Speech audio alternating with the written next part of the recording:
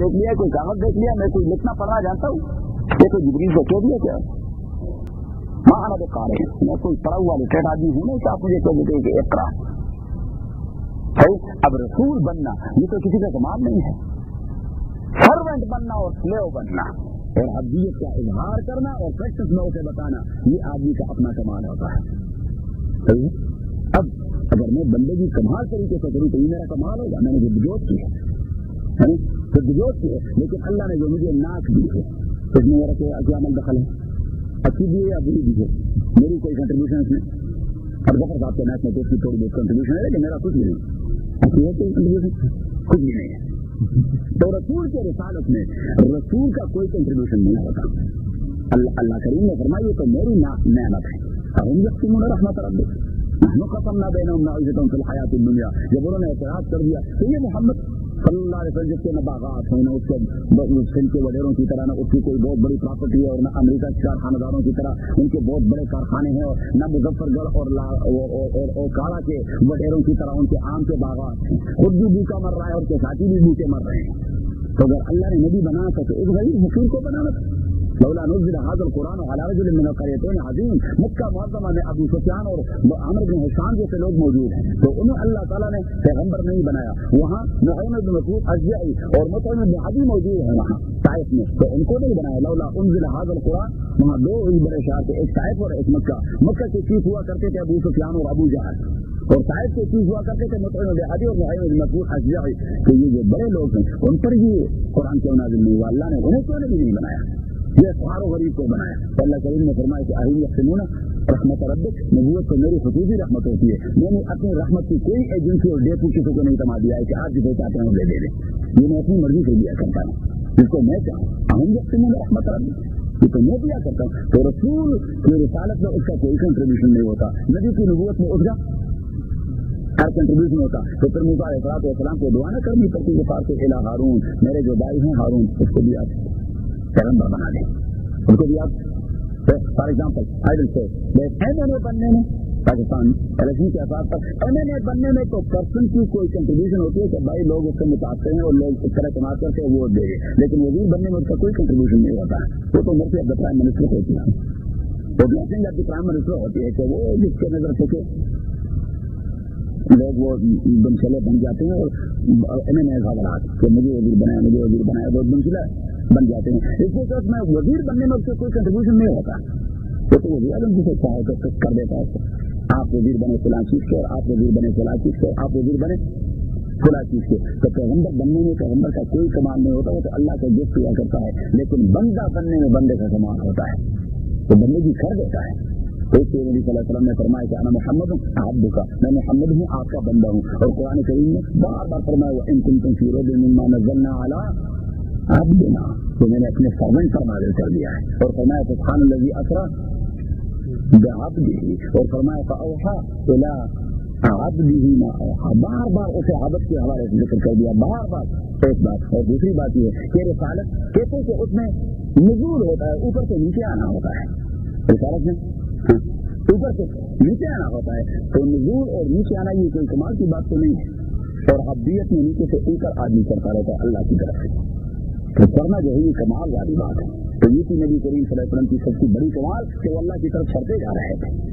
औहा इला अब्दिही मा औहा. तो अब रुबूबियत उसी में है, स्पिरिचुअल तरबियत ये है रिसालत में, और वहीं से इय्याका नअबुदु, अब्दियत और इबादत आला तरीन मर्तबे का अबद और बंदा वो रसूलुल्लाह सल्लल्लाहु अलैहि वसल्लम का. तो इसी में रिसालत की इंडिकेशन है. और सिरातल लज़ीना अनअमता अलैहिम, अल्लाह ने इनामात किससे किए हैं, क्या सबको पे किए हैं. तो उलाइका मअल लज़ीना अनअम अल्लाहु अलैहिम मिनन नबिय्यीन अंबिया पर व सिद्दीक़ीन, सच्चे लोगों का, और शुहदा और शहीद के मैंने कुछ माने आपको बता दिए थे कि शुहदा ये कुरान करीम में कभी आते हैं लेटनेस के माने पर, कभी आता है मातर के माने पर, और कभी ये आते हैं उलमा के माने पर. इसलिए कि हदीस में नबी सल्लल्लाहु अलैहि वसल्लम ने फरमाया अल उलमा शुहदाउल्लाह फिल अर्द, یہ قرآن سنت کے عالم ہے، اللہ کے شہداء ہیں اللہ کی زمین پر. اور کیونکہ فرمایا مالک خالق العمرا، جب تک وہ مالداروں اور حکمرانوں کے دروازوں پہ نہیں جھکتے رہیں گے تو یہ اللہ کے شہداء اور امین ہوتے ہیں. فیضا خالتون فملکوا فی الدین، حضور علیہ السلام نے فرمایا اگر انہوں نے اپنا سہارا بنا دیا کسی مالدار اور حکمران کو تو حضور نے فرمایا کہ یہ لٹیرے ہیں اللہ کی نظر میں. اللہ تعالیٰ ہمیں لٹیرا بننے سے محفوظ فرمائے. تو علماء کو اللہ تعالیٰ نے شہداء اور امنا کہہ دیا. فاولئک مع الذین انعم اللہ علیہم من النبیین والشہداء والصالحین، چوتھے نمبر پر صالحین اور 22 پیپل، وحسن اولئک رفیقا. تو انبیاء اس میں کام پر ہے اور انبیاء میں کام پر حضور نبی کریم صلی اللہ علیہ وسلم. بات ذہن میں آئی؟ آپ کے سوال کا جواب ہو گیا. تو رب العالمین. اب تیسرے دلیل پہ ہم جا رہے ہیں. تیسرے دلیل پر کہ الرحمن الرحیم. اب رحمان اور رحیم دو لفظ ہیں اور ان دونوں کا جو فاؤنٹین ہے وہ ہے رحمہ یا رحم. رحمہ تا کے ساتھ یا رحم بغیر تاج. اور رحم اور رحمہ کے لغوی معنی ہوتے ہیں رقت قلبی، دل کی نرمی، دل کی نرمی. اور جس آدمی کا دل نرم ہوتا ہے وہ لوگوں کے ساتھ احسانات بھی زیادہ کرتا رہتا ہے. جس آدمی کا دل سنگین ہوتا ہے اسے احسانات کرنے کا طریقہ ہی نہیں آتا. جس کا دل نرم ہوتا ہے تو اس نے دیکھ لیا کہ ظفر فاضل تکلیف میں ہے تو کون سے چلے گا کہ میں آپ کی کوئی مدد کر سکتا ہوں. صحیح صاحب کی بھی تکلیف میں ہے تو فوراً اس کے ساتھ کوئی ہیلپ کر جاتا ہے کیونکہ اس کی دل کی مرضی ہے اور رقت قلبی اس کا تقاضا کرتا ہے. اب اللہ کے ہاں تو کوئی دل ہے نہیں، اللہ کا کوئی دل نہیں ہے. جو دل میں تو دل کی نرمی بھی نہیں، لیکن وہ جو لازمی صفت نرمی کے پس منظر میں جو پیدا ہو جاتی ہے تو کسی کے ساتھ احسانات کرنا، اسے سپورٹ دینا، اس کو ہیلپ کرنا، اسے ایڈ کرنا، کوئی تو کام ہے اللہ تعالیٰ کا. ٹھیک ہے. تو دونوں الفاظ رحم سے ماخوذ کیے گئے ہیں اور دونوں اللہ تعالیٰ کے اسماء صفتیہ میں ہیں، رحمان اور رحیم. اب رحمان کا معنی کیا ہے اور رحیم کا معنی کیا ہے. بظاہر تو لغت کے اعتبار سے دونوں کا یہ معنی ہے کہ جو رحم کرنے والا ہے، اور ہم کہتے ہیں جو نہایت مہربان محبت رحم کرنے والا ہے. انگریزی میں کہتے ہیں the most merciful and the most kind. سب کے لغت عربی اس کے واقف ہونے اور پھر قرآنی اصطلاحات اور سم سے واقف ہونے، اسی کا تقاضا یہ ہے کہ رحمان کا ایک علیحدہ تقاضا ہوگا اور رحیم کا ایک علیحدہ تقاضا ہوگا. حضرت علی رضی اللہ تعالیٰ سے پوچھتے ہیں کہ جی یہ رحمان اور رحیم کا، تو وہ خود ہی دعا کرتے رہے کہ یا رحمان الدنیا و یا رحیم الآخرہ. اور دنیا میں رحمان کے صفت کا اظہار کرنے والے اور آخرت میں رحیم کے صفت کا اظہار کرنے والے. اب رحمان وہ رحم ہے جو اللہ تعالیٰ دنیا میں ہر کسی پہ کرتا ہے. مجھے رزق دے دیتا ہے اس لیے کہ میں نے کلمہ کہہ دیا لا الہ الا اللہ، حکم تم نے تو کلمہ نہیں کہا، اسے فضل بنا دیا ہے. اور اعلان جو سیکس اسکینڈل وہ ابھی تک واشنگٹن وہ ڈی سی میں بیٹھا ہوا ہے. تو یہ ہم تو اس کے ساتھ بھی کر رہا ہے. ابو جہل کو بھی کھلا رہا تھا، اس نے نبی صلی اللہ علیہ وسلم کو کتنا ستایا، فرعون کو بھی کھلا رہا تھا، اس نے موسیٰ علیہ السلام کتنا ستایا، کنعان کو بھی کھلا رہا تھا، اسے اپنے باپ کو کتنا ستایا، نمرود کو بھی کھلا رہا تھا اور پلا رہا تھا اور بہت فراوانی سے پلاتا اور کھلاتا ہے. اسے کہتے ہیں عمومی رحمت خداوندی جو دنیا میں ہر مخلوق کے ساتھ اللہ تعالیٰ کرتا رہتا ہے. اور رحیم یہ خصوصی رحمت خداوندی جو آخرت میں صرف اہل ایمان سے کرتا رہے. اور تائید قرآن کریم کی آیت کہ وَكَانَ بِالْمُؤْمِنِينَ رَحِيمًا. اللہ کریم فرماتے کہ رحمان تو میں تمام کائنات کے لیے ہوں لیکن رحیم صرف مومنوں کے لیے. وَكَانَ بِالْمُؤْمِنِينَ رَحِيمًا. کہ اللہ تعالیٰ مومنوں پر رحیم ہے، ابو جہل پر رحمان ہے، نمرود پر رحمان ہے، دنیا بھر کے کافروں پر رحمان ہے کیونکہ رزق کے دروازے بند نہیں کرتا کسی پر اور بڑی نرمی سے دیا کرتا ہے. انہیں تو زیادہ ڈیلیشیس دیا کرتا ہے. ہم بھی یہاں کھانے کے لیے آئے ہیں، انہیں زیادہ دیتے ہیں، ہمیں بھی کچھ تھوڑا بہت مل جائے گا. انہیں تو بہت زیادہ دیتا ہے. یہ اللہ کی رحمانیت کا تقاضا ہے، لیکن رحیمیت کا تقاضا وَكَانَ بِالْمُؤْمِنِينَ رَحِيمًا. اور ان ادر ورڈ آئی ول سے رحمان کا معنی کہ سوشل جسٹس اللہ تعالیٰ تمام کے ساتھ کرتا رہتا ہے. اور سوشل جسٹس کے حوالے سے اللہ تعالیٰ تمام لوگوں کو ایکولی ڈیل کرتا ہے، ایکول ان دا سینس کہ اسے بھی کھلاتا ہے، اسے بھی کھلاتا ہے. ٹھیک ہے، اسے کوئی دمبا وغیرہ کھلائے گا، اسے دال کھلائے گا، اسے ساگ کھلائے گا، اسے روٹی سوکھی کھلائے گا، اسے میرے ہاتھ سے کھلائے گا اور یہ اپنی کمائی سے کھائے گا، لیکن کھلاتا تمام کو ہے. یہ سوشل جسٹس کا تقاضا. اور یہ رحیم کا تقاضا ہے لیگل پروسیس. یہ وہ رحمت جو لیگل پروسیس کے پس منظر میں ہوتا رہتا ہے. ڈے آف ریزریکشن اللہ تعالیٰ ہمیں لیگل پروسیس سے گزارے گا تو پھر ہمارے اوپر رحم کرے گا. We go to the Jannah and to the paradise. Allah subhanahu wa ta'ala send all of us to the paradise. اور تیسرا معنی کہ الرحمن الرحیم، اللہ تعالیٰ رحمان ہے اور رحیم ہے. اللہ تعالیٰ رحمان ہے. اگر دونوں کا تعلق آپ دنیا سے رکھیں یا دونوں کا تعلق آخرت سے رکھیں یا دونوں جہانوں سے رکھیں تو پھر مانا ہوگا کہ رحمان. یہ صفت کا تقاضا یہ ہے کہ اللہ تعالیٰ عمومی رحمتیں بھی دیا کرتا ہے اور خصوصی رحمتیں بھی دیا کرتا ہے. اب عمومی رحمتیں یہ کیا کچھ ہے آپ لوگ جلدی بس کرتے ہیں. میرے خیال میں چھٹی کرتے ہیں کیونکہ وہ ساتھی میرا ہوا. اما بعد فاعوذ باللہ من الشیطان الرجیم بسم اللہ الرحمن الرحیم الرحمن الرحیم. میں نے رات عرض کیا تھا کہ الحمدللہ ایک دعویٰ ہے. یہ دعویٰ اس کے لیے دلیل بھی خود ہے کہ تعریف اللہ کے لیے اس لیے کہ وہ اللہ ہے اور تعریف اللہ کے لیے کیا دوسری دلیل ہے رب العالمین اس لیے کہ وہ تمام عالم کا پالنے والا ہے اسی کا رب مالک اور ماسٹر ہے. اور تعریف اللہ کے لیے اس لیے کہ تیسری دلیل ہے الرحمن کہ وہ رحمان ہے اور چوتھی دلیل ہے الرحیم کہ وہ رحیم ہے تو وہ رحمان بھی ہو اور رحیم بھی ہے.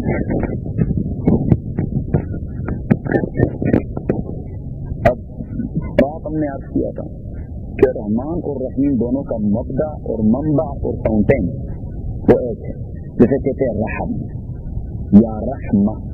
اب رحمان اور رحیم کے صیغے کی یا لفظ کی جو فارمیشن ہے اس انداز سے ان دونوں الفاظ کو فارم کیا گیا ہے. حالانکہ ڈرائیو کیا گیا ہے صرف ایک ہی لفظ سے وہ رحم اور رحمہ ہے لیکن فرق کیا ہے. اور آپ میں نے عرض کیا کہ الرحمان اس کا تعلق وہ دنیاوی نعمتوں کے ساتھ ہے جو اللہ تعالیٰ ہر کسی کو دیا کرتا ہے اور الرحیم اس کا تعلق ہے آخرت کے نعمتوں کے ساتھ جو اللہ تعالیٰ مومنین کو دیا کرے گا. اس لیے حضرت علی نے فرمایا کہ یا رحمان الدنیا و یا رحیم الآخرہ. اور دوسری بات کی کہ رحمان یہ وہ رحم ہے جو عمومی قسم کی نعمتیں دیا کرتا ہے اور رحیم یہ اللہ کا وہ رحم ہے جو خصوصی رحمتیں دیا کرتا ہے. یا الرحمان کا معنی یہ ہے کہ وہ رحم کرنے والا ہے. صحیح ہے. اب اس تصور میں اگر کوئی چھوٹی موٹی چیزیں رہ بھی گئی ہو رحم کے موضوع پر اور رحم کے فیلڈ میں تو اللہ کریم نے الرحیم کے ساتھ اسے بھی انکلوڈ کر دیا الرحمن الرحیم. تو یہ ہو گئی تیسری دلیل. اور چوتھی دلیل ہے مالک یوم الدین وہ اللہ جو یوم الدین کا مالک ہے. اب ہم یہاں ایک لفظ کی زیادہ تحقیق کریں گے اور وہ ہے لفظ دین. اب دین جو ہے لغت عربی میں یہ لکھیں گے تو آج کا فائدہ فرق ہے. دین لغت عربی میں دان یا دین یہ لفظ مستعمل ہے کئی سارے معانی میں. دان یا دینوں کا معنی ہے عمل کرنا. دان یا دینوں کا معنی ہے معاملہ کرنا. دان یا دینوں کا معنی ہے معاوضہ دینا عوض دینا. لفظ دین اسی سے ماخوذ ہے اور دین قرآن کریم میں اور احادیث نبویہ میں اور لغت عربی میں بہت سارے معنوں میں مستعمل ہے. عمل کے معنی میں مستعمل ہے. دین کا معنی ہے عمل معاملہ اور ایک دوسرے کے ساتھ جو لین دین ہوتا ہے اسی کو بھی لغت میں دین ہی کہا جاتا ہے. فلما اصبح الشر عربی کے شاعر متنبی اس نے کہا کہ فلما اصبح الشر فامسى وهو عريان ولم يبقى سوى العدوان دمناهم كما كانوا. اس دین کا جو منبع ہے وہ وہاں شعر میں استعمال کر لیا کہ فلما اصبح الشر جب شر ظاہر ہو گیا فامسى وهو عريان اور وہ شر اور مصیبت اور فتنہ وہ بالکل کھلا ہو گیا ننگا ہو گیا.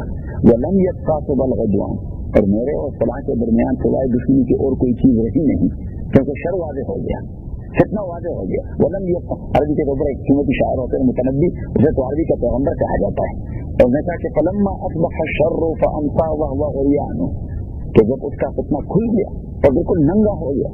ولم يبقى سوى العدوان دشمنی کے علاوہ میرا اور اس کا کوئی تعلق نہیں رہا. فدمناهم كما كانوا ہم نے بھی اس کے ساتھ وہ معاملہ کیا جو ہمارے ساتھ کر رہے تھے. اب وہاں دمناهم كما كانوا یہ منبع ہے دین کا اور وہاں پہ اس میں مستعمل ہو گیا کس انداز سے کس معنی سے معاملہ کرنے سے. یا عربی کا مقولہ ہے کما تدین تدان. کما تدین جس طرح عمل کرو گے اسی طرح آپ کو بدلہ ملے گا. تو عمل کے معنی بھی مستعمل ہے اور بدلے کے معنی بھی مستعمل ہے. اور قرآن کریم میں یہ غلبے کے معنی میں بھی مستعمل ہے. غلبہ اور تسلط ڈومین.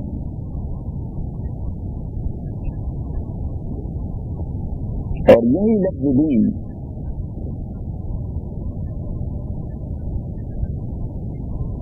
یہ مستعمل ہے نظام کے معنی میں بھی، سسٹم کے معنی میں. قرآن کریم نے 3 جگہ پہ فرمایا هو الذی ارسل رسولہ بالہدی ودین الحق.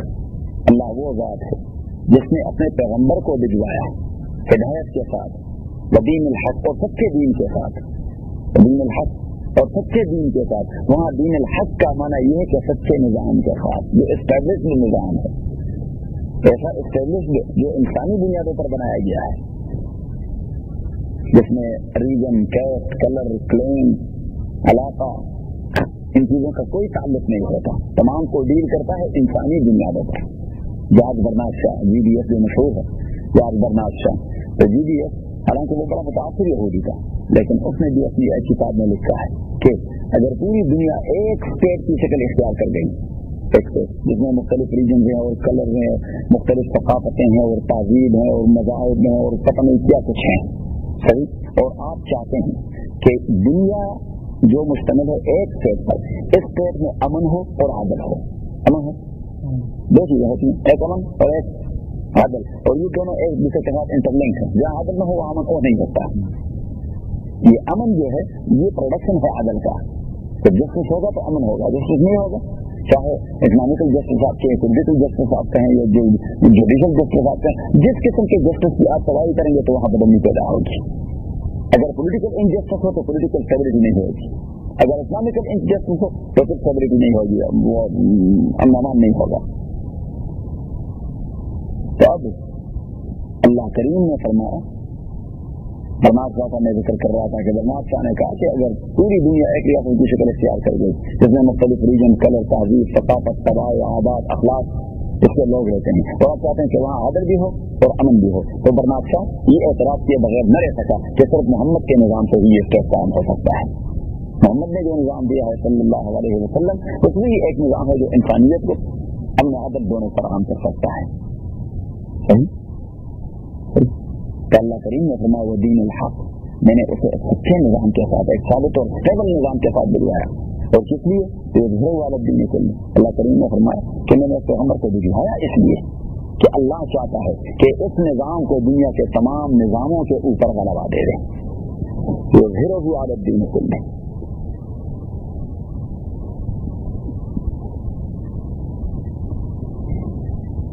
اور یہی دین جب شریعت میں عام طور پر ذکر کیا جاتا ہے تو رائٹ اوے ذہن چلا جاتا ہے اسلام پر. جب آپ کہیں گے دین، رائٹ اوے ذہن چلا جاتا ہے کہاں؟ اسلام پر. جب آپ دین کہیں گے تو اسلام کا تصور ہی ذہن میں آ جائے گا. اور قرآن کریم نے فرمایا کہ ان الدین عند اللہ الاسلام، اسلام کے علاوہ کوئی دوسرا دین ہے ہی نہیں. دین جو ہے اللہ کی نظر میں وہ صرف اسلام ہے، اس کے علاوہ کوئی دوسرا دین ہے ہی نہیں. اور پیچھے فرمایا ومن یبتغی غیر الاسلام دینا، جس نے اسلام کے علاوہ کسی دوسرے نظام کو ڈھونڈا اور ڈھونڈتا پھرا اور اپنا لیا، فلن یقبل منہ، وہ اس کو قبول نہیں کیا جائے گا. مینز کہ اس کا کوئی فروٹ اسے دنیا میں نہیں ملے گا، وہ شر ہوگا، وہ فی الآخرۃ من الخاسرین، آخرت میں بھی ذلیل ہوگا. دین لاس انگریز لاس سے بھی دیا، یہاں بھی ذلت اور وہاں بھی ذلت. تو اب یہاں پہ جو لفظ آیا ہے مالک یوم الدین، ایک ہوتا ہے ملک اور ایک ہوتا ہے مالک. اب یہاں پہ قرأت تو 2 ہے، ایک قرأت ہے امام حفص اور دوسرا قرأت ہے امام قنبل کی.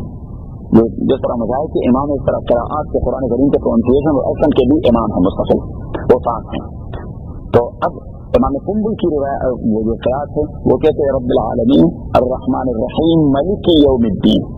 یہ آپ نے نام تو سنا ہوگا قاری عبدالباسط عبدالصمد کا، جو مصر کے مشہور قاری تھے. تو قاری عبدالباسط عبدالصمد کی آپ جو کیسٹ لیں تو وہ ایک آیت کو ریپیٹ کر دیتا ہے، وہ تمام اماموں کے قراءات کو کر دیتا ہے. کبھی ایک مثلا آپ سورۃ فاتحہ کی قراءت اس کی سنیں تو وہ کہے گا کہ الرحمن الرحیم مالک یوم الدین مالک یوم الدین ملک یوم الدین مالک یوم الدین. تو جو آدمی فن سے واقف نہیں وہ کہتا ہے یہ قرآن کے ساتھ کیڈرا بازی کرتا ہے. کبھی طرف پڑتا ہے، کبھی دوسرے انداز پڑتا ہے، کبھی یہ ائمہ کے مذاہب ہے جو وہاں وہ پن پوائنٹ کر دیتا ہے کہ یہ تمام قراءات ہیں یہ ائمہ کے منقول ہیں. لیکن جو امام حفص کی قرأت ہے وہ جو تمام سے زیادہ فصیح ہے وہ وہی ہے جو ہم پڑھتے ہیں کہ مالک یوم الدین، مالک یوم الدین۔ اب مالک اور ملک میں فرق ہوتا ہے۔ مالک کا معنی ہوتا ہے ماسٹر اور اونر، اور ملک کا معنی ہوتا ہے کنگ۔ تب اللہ کریم نے اپنے آپ کو یوم جزا کا مالک کہہ دیا، ملک نہیں کہا، مالک کہہ دیا، ملک نہیں کہا، کیونکہ بنیادی فرق ہے۔ ملک اور بادشاہ وہ جو بھی تصرف کرتا ہے تو اسی کے لیے وہ کانسٹیٹیوشن موجود رہتا ہے، اس کو جملہ ایکس بھی سبجیکٹ ٹو کانسٹیٹیوشن ہوتے ہیں، جبکہ کسی چیز کا ہمارے اس کا کوئی حرکت و سبجیکٹ ٹو کوئی پروویژن نہیں ہوتا۔ صحیح ہے؟ اب یہ میری گڑی ہے، اس گڑی میں میں یہ تصرف کرتا ہوں کہ میں اسے یہاں باندھتا ہوں، کیا اگر میں یہاں باندھوں تو آپ کو کوئی اعتراض ہے؟ نہیں، میں مالک ہوں اور میں جس طرح، اور اگر میں یہاں پاؤں میں باندھ دوں، صحیح ہے، اور اگر میں ذرا لمبا زنجیر اس میں ڈال دوں اور یہاں ڈال دوں یہاں، صحیح ہے، اور اگر یہ میں آپ کو دے دوں، مطلب دوں گا نہیں لیکن اسے فار ایگزامپل اگر آپ چاہتے ہیں تو دے دوں گا، اچھا تو یہ اگر میں آپ کو دے دوں تو ان دوستوں کو اعتراض ہے، آپ کو نہیں دیتا نجیب کو دے دوں یا حارث صاحب کو دے دوں تو کسی کو اعتراض، کیونکہ میں مالک ہوں۔ اچھا اگر میں اسے اس طرح دیوار پر دے ماروں تو میں اوشن میں پھینکوں تو مانا یہ کہ میں مالک ہوں، میں تو اللہ کریم نے فرمایا کہ مالک یوم الدین، میں بے اپریزیشن کا مالک ہوں کہ وہاں کی میرا کوئی تصرف جس بندے کے ساتھ میں جو کچھ بھی کرنا چاہتا ہوں کوئی مجھ سے پوچھ نہیں سکتا، میں مالک ہوں۔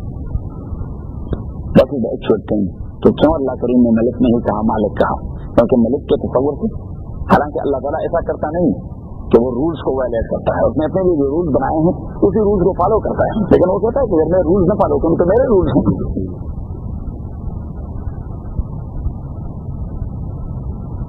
اور قرآن کریم نے یہی تصور اللہ کی سپریمیسی اور سورنٹی کا یہی تصور ان الفاظ میں بیان فرمایا ہے کہ لا يسأل عما يفعل وهم يسألون، لا يسأل عما يفعل، اللہ جو کچھ کرے گا اسی سے کوئی نہیں پوچھ سکتا۔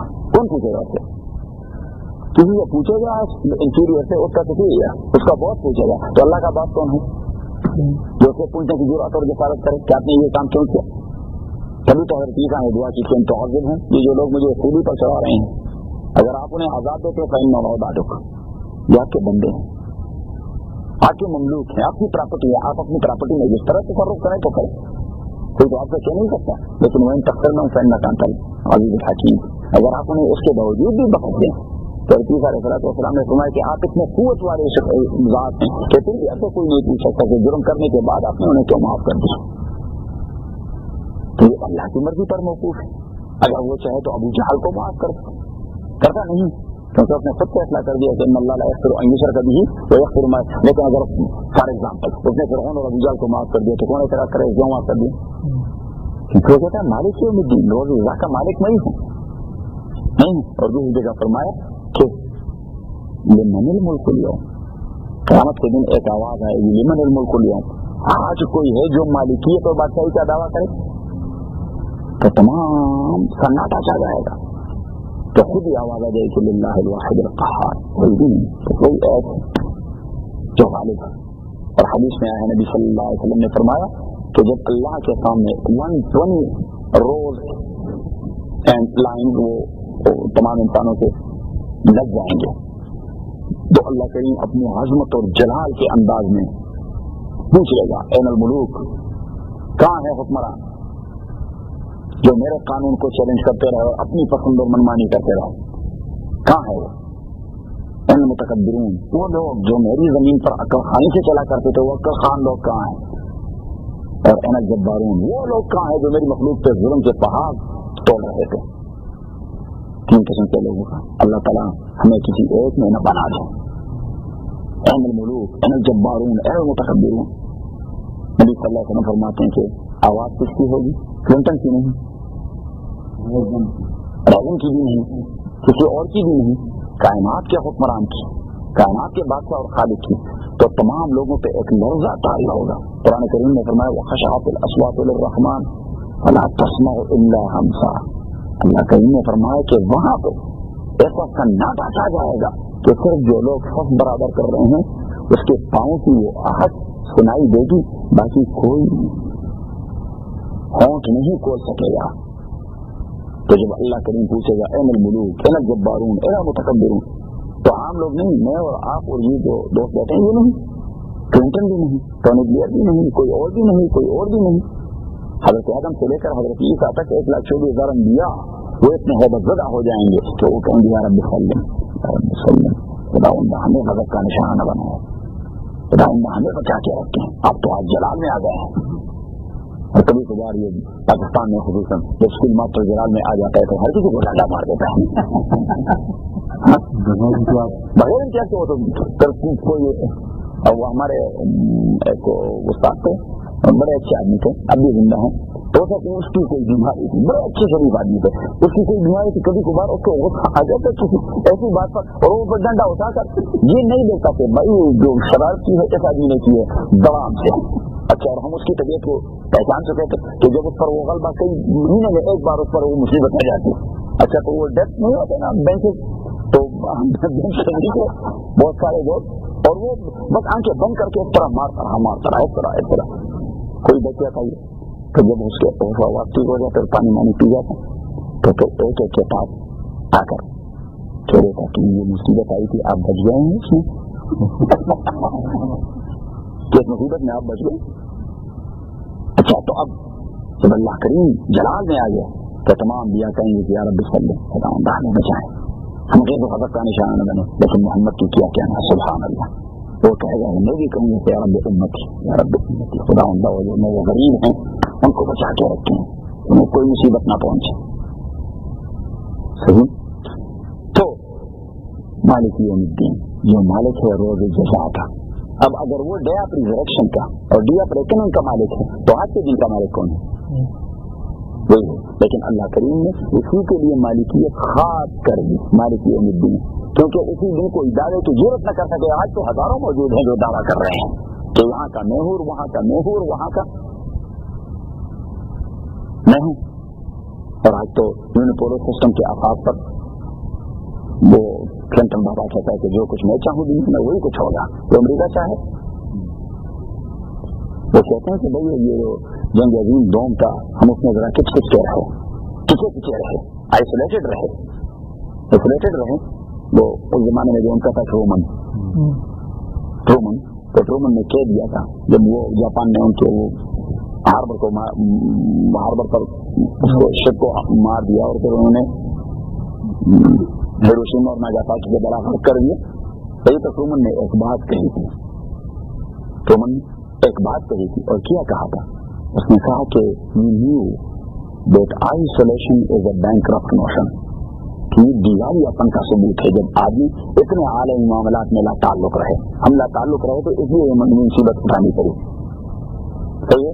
और जब उसने बम फेंके तो ये इससे पहले तो बुश ने किसी यूनिवर्सिटी में लेक्चर देते हुए कह दिया था कि Truman decision to drop atom bomb on Hiroshima and Nagasaki was not only a courageous one, but also a forthright.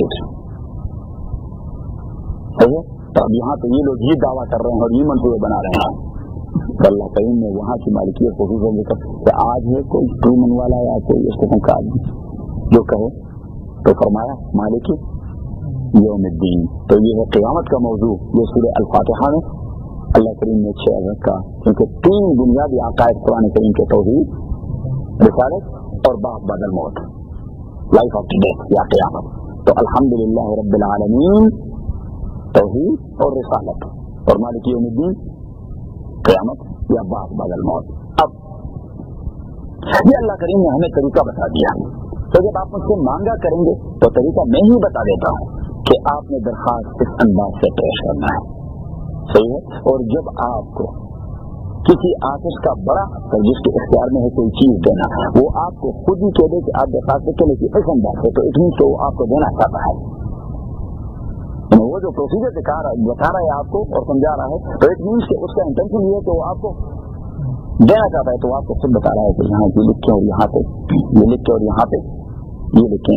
हमें तो सियासत में तजर्बा हो गया कि जब प्राइम मिनिस्टर आपके लिए कोई काम करवाना चाहती थी तो वो खुद ही आपको डायरेक्शन दे रही थी कि आप इस अंदाज से लिखें और इस अंदाज से लिखें और इस अंदाज से लिखें। सही है। تو اٹ مینس میں تو بہت سے میں جاتا رہتا تھا، ڈیمانڈ کرتا رہا کہ وہاں کے لیے یہ ضرورت ہے، یہ ضرورت ہے، بڑا پسمان ڈالا چاہیے، فلاں فلاں فلاں، صحیح ہے.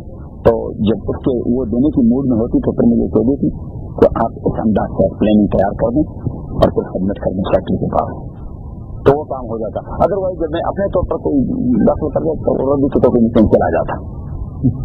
صحیح ہے. اب اللہ کریم نے جو خود طریقہ بتلا دیا کہ آپ جب مجھ سے مانگ رہے ہیں تو ابتدا یوں کرے کہ الحمدللہ رب العالمین الرحمن الرحیم مالک یوم الدین. اور یہ طریقہ مشرقی علوم میں آج تک حکمرانوں کے لیے بھی معمول بھی ہے، جو لوگ وہاں پاکستان میں پڑھ چکے ہیں. اور جس زمانے میں اردو کی اہمیت تھی اسکولوں میں، تو وہاں جو درخواستوں کا طریقہ سمجھایا گیا، بحضور جناب والا شان کمشتر صاحب بہادر دام اقبال ہو جناب عالی، پھر مضمون لکھ لیتے درخواست بمراد عطائیگی لائسنس 12 بور بندوق صحیح. اور نیچے پھر لکھتے تھے کہ مؤدبانہ گزارش ہے کہ بندہ موزہ فلان اور فلان کا ایک پرامن باشندہ ہے، صحیح ہے، اور پاکستان کا وفادار شہری ہے. بندہ کے پاس اپنے جان مال اور عزت و آبرو کے تحفظ کے لیے کوئی اسلحہ نہیں، اس لیے مؤدبانہ التماس ہے. ابھی کا وہ پروسیجر جو ہمیں بتایا گیا تھا کہ بھائی اس طرح، اور اگر آپ ایک چیک پر لکھے گئے کمشنر صاحب مجھے بندوق کا رکھنے دے تاکہ سر تو صحیح طریقہ ہو، کوئی انسان کا بچہ بن گیا، کوئی طریقہ ہوتا ہے. اور پھر اس کے لیے وہاں ارجنویز دیتے ہوتے ہیں، وہ سبق کاغذ کہتے ہیں کہ سبق کاغذ دینا ہے، سفید پر نہیں لکھتے، وہ سبق کاغذ دیتے اس پر وہ اسٹیمپ بھی لگا دیتے ہیں. 10 روپے کا ٹکٹ دیا جتنا بھی ہے. تو یہ ہوتا تھا پروسیجر. اللہ کریم نے ہمیں پروسیجر بتا دیا کہ جب آپ ان سے مانگ رہے ہیں تو اس انداز سے مانگا کریں تاکہ آپ محروم نہ رہیں. تو فرمایا الحمدللہ رب العالمین الرحمن الرحیم مالک یوم الدین. اچھا، یہ تو آپ نے اللہ کی تعریف کی، تو آپ نے اللہ تعالیٰ کی تعریف کی. اب پیچھے آپ نے اپنی عاجزی اور تضرع کو سامنے کرنا ہوگا. جس طرح ہم وہاں کہتے ہیں کہ ہم وفادار شہری ہیں، پاکستان کے وفادار شہری ہیں، صحیح ہے. اللہ کریم نے فرمایا کہ آپ عاجزی پیش کریں، تو ہم عاجزی پیش کرتے ہیں کہ ایاک نعبد و ایاک نستعین، ہم تیرے بندے ہیں، صرف تیری بندگی کرتے ہیں اور ہمارا کوئی دوسرا ہے ہی نہیں کہ ان سے ہم ہیلپ مانگے، اس سے سپورٹ مانگے، اس سے امداد و اعانت مانگے. تو ہم نے آج ہی پیش کر دی. اللہ کریم نے کہا کیا بدنے کو احساس ہے کہ میرا کوئی دوسرا در ہے نہیں. مولانا روم نے تو کیا نکل کے ایک آدمی مسجد میں بیٹھا رات کے وقت کہہ رہا تھا یا اللہ، اور دوسرا اللہ والا بھی وہاں بیٹھا ہوا تھا. تو ایک آواز واپس آ جاتی تھی کہ لا میں نہیں سنتا، آپ کی آواز تو نہیں سنتا. تو دوسرا آدمی وہاں سے اٹھ کے ایک بزرگ کے پاس آیا کہ جب وہ سنتا نہیں تو آپ نے کیا رستہ لگایا ہوا ہے؟ آپ کہتے ہیں اللہ اور وہ کہتے ہیں کہ اللہ، تو چھوڑ دیں. اس نے کہا کہ چھوڑ دوں گا لیکن آپ ہی مجھے بتائیں دوسرا در کے میں کہاں جاؤں. اس نے کہا دوسرا کہے نہیں. تو اس نے کہا کہ میری ڈیوٹی یہ ہے کہ میں اسے آواز دوں گا، یہ وہ مرضی کا مالک ہے، چاہے سنے چاہے نہ سنے، لاتا ہے یا بلا کا ہے، مجھے اس سے کوئی سروکار نہیں. تو کوئی دوسرا در تو ہے نہیں، کوئی ایک در ہے. تو اللہ کریم نے فرمایا کہ آپ یہ کہیں ایاک نعبد. جس طرح ہم نے سورہ فاتحہ کے اسماء اور ناموں میں نامز میں کہہ دیا تھا کہ اس کا ایک نام ہے تعلیم المسئلہ، کہ آپ کو سوال کرنے کا طریقہ سکھلا دیتا ہے اللہ تعالیٰ. تو فرمایا کہ ایاک نعبد. اب عربی لغت میں یہ جملہ ہے نعبد کا، کیونکہ عربی جملہ میں تشکیل جملہ یوں ہوتا ہے کہ پہلے فعل ورب، پھر فاعل سبجیکٹ، اور پھر مفعول آبجیکٹ. تو ہونا ہی چاہیے تو نعبد نعبد. یہ نعبدوں میں نون جو ہے یہ فاعل ہے، سبجیکٹ، اور یہ عبادت یہ ورب ہے، اور یہ کاف یہ آبجیکٹ ہے، مفعول ہے. آپ کی کاف کا معنی ہے آپ کی عبادت. تو ہونا تو یہ چاہیے کہ نعبد کا آپ کی عبادت کرتے ہیں، لیکن اس جملے میں زور نہیں تھا. نعبد کا آپ کی عبادت کرتے ہیں، تو اس کا معنی یہ ہے کہ آپ نیگیٹ نہیں کر رہے کسی اور کو، صرف یہ اعتراف کر رہے ہیں کہ آپ کی عبادت کر رہے ہیں. اس کا معنی یہ نہیں کہ آپ کسی اور کو نہیں کرتے، اور کسی کرتے رہتے ہیں، لیکن آپ اسے بتا رہے ہیں کہ ہم آپ کی عبادت کرتے ہیں. جب آپ نے آبجیکٹ اور مفعول کو فعل سے مقدم کر دیا تو اس کا معنی کہ خاص تیری ہی عبادت کرتے ہیں، اور کسی کا تصور ہے کہ نہیں.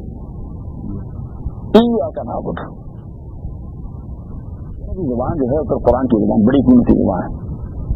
ایک ایک لفظ ادھر ادھر ہو جائے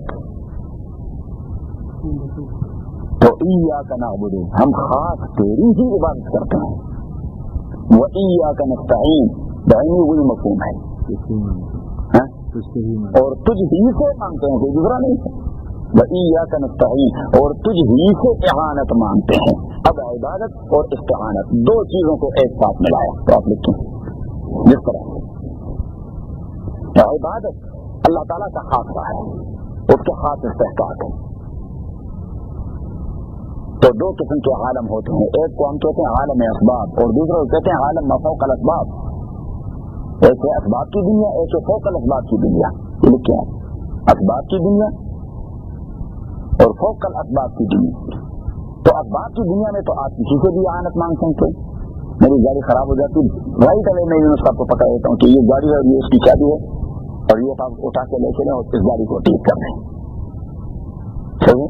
کیونکہ اسباب کی دنیا ہے، اسباب کی دنیا میں یونس صاحب اس بات کے سبب ہیں کہ وہ گاڑی کو ٹھیک کر دیں، صحیح ہے؟ اب میرے ایک دوست کو کاغذات چاہیے تھے یونیورسٹی سے داخلے کے، رائٹ اوے میں نے ایسا کہہ دیا کہ یہ پتہ ہے اور آپ کی سن یونیورسٹی سے لڑکے نے یہ کیا ہے، آپ اور اس کے ذمہ دار دیا، اور اللہ تعالیٰ کو جزائے خیر دے تمام دوستوں کو، کیونکہ عالم اسباب کی دنیا میں تو آپ اسباب کا سہارا لیں گے، لیکن عالم ما فوق الاسباب یعنی مثلا ہم خیر مانگتے ہیں تو کس سے مانگیں گے؟ کسی نبی سے بھی نہیں، کسی ولی سے بھی نہیں، رائٹ اوے صرف اللہ تعالیٰ کا، کیونکہ عالم ما فوق الاسباب میں اور کسی کی کوئی قدرت نہیں ہے۔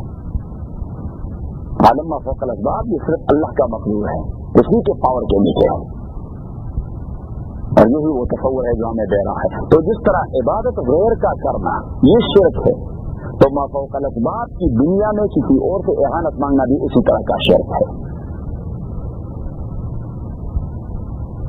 مثال لکھیں تاکہ عقیدہ صاف ہو جائے۔ ہم تو وہاں پاکستان ہندوستان میں اللہ تعالیٰ رحم فرمائے لوگ قبروں پہ پڑے رہتے ہیں، لوگ قبروں میں پڑے رہتے ہیں اور پیروں کے پاس پڑے رہتے ہیں کہ آپ بھی کام کروا دے،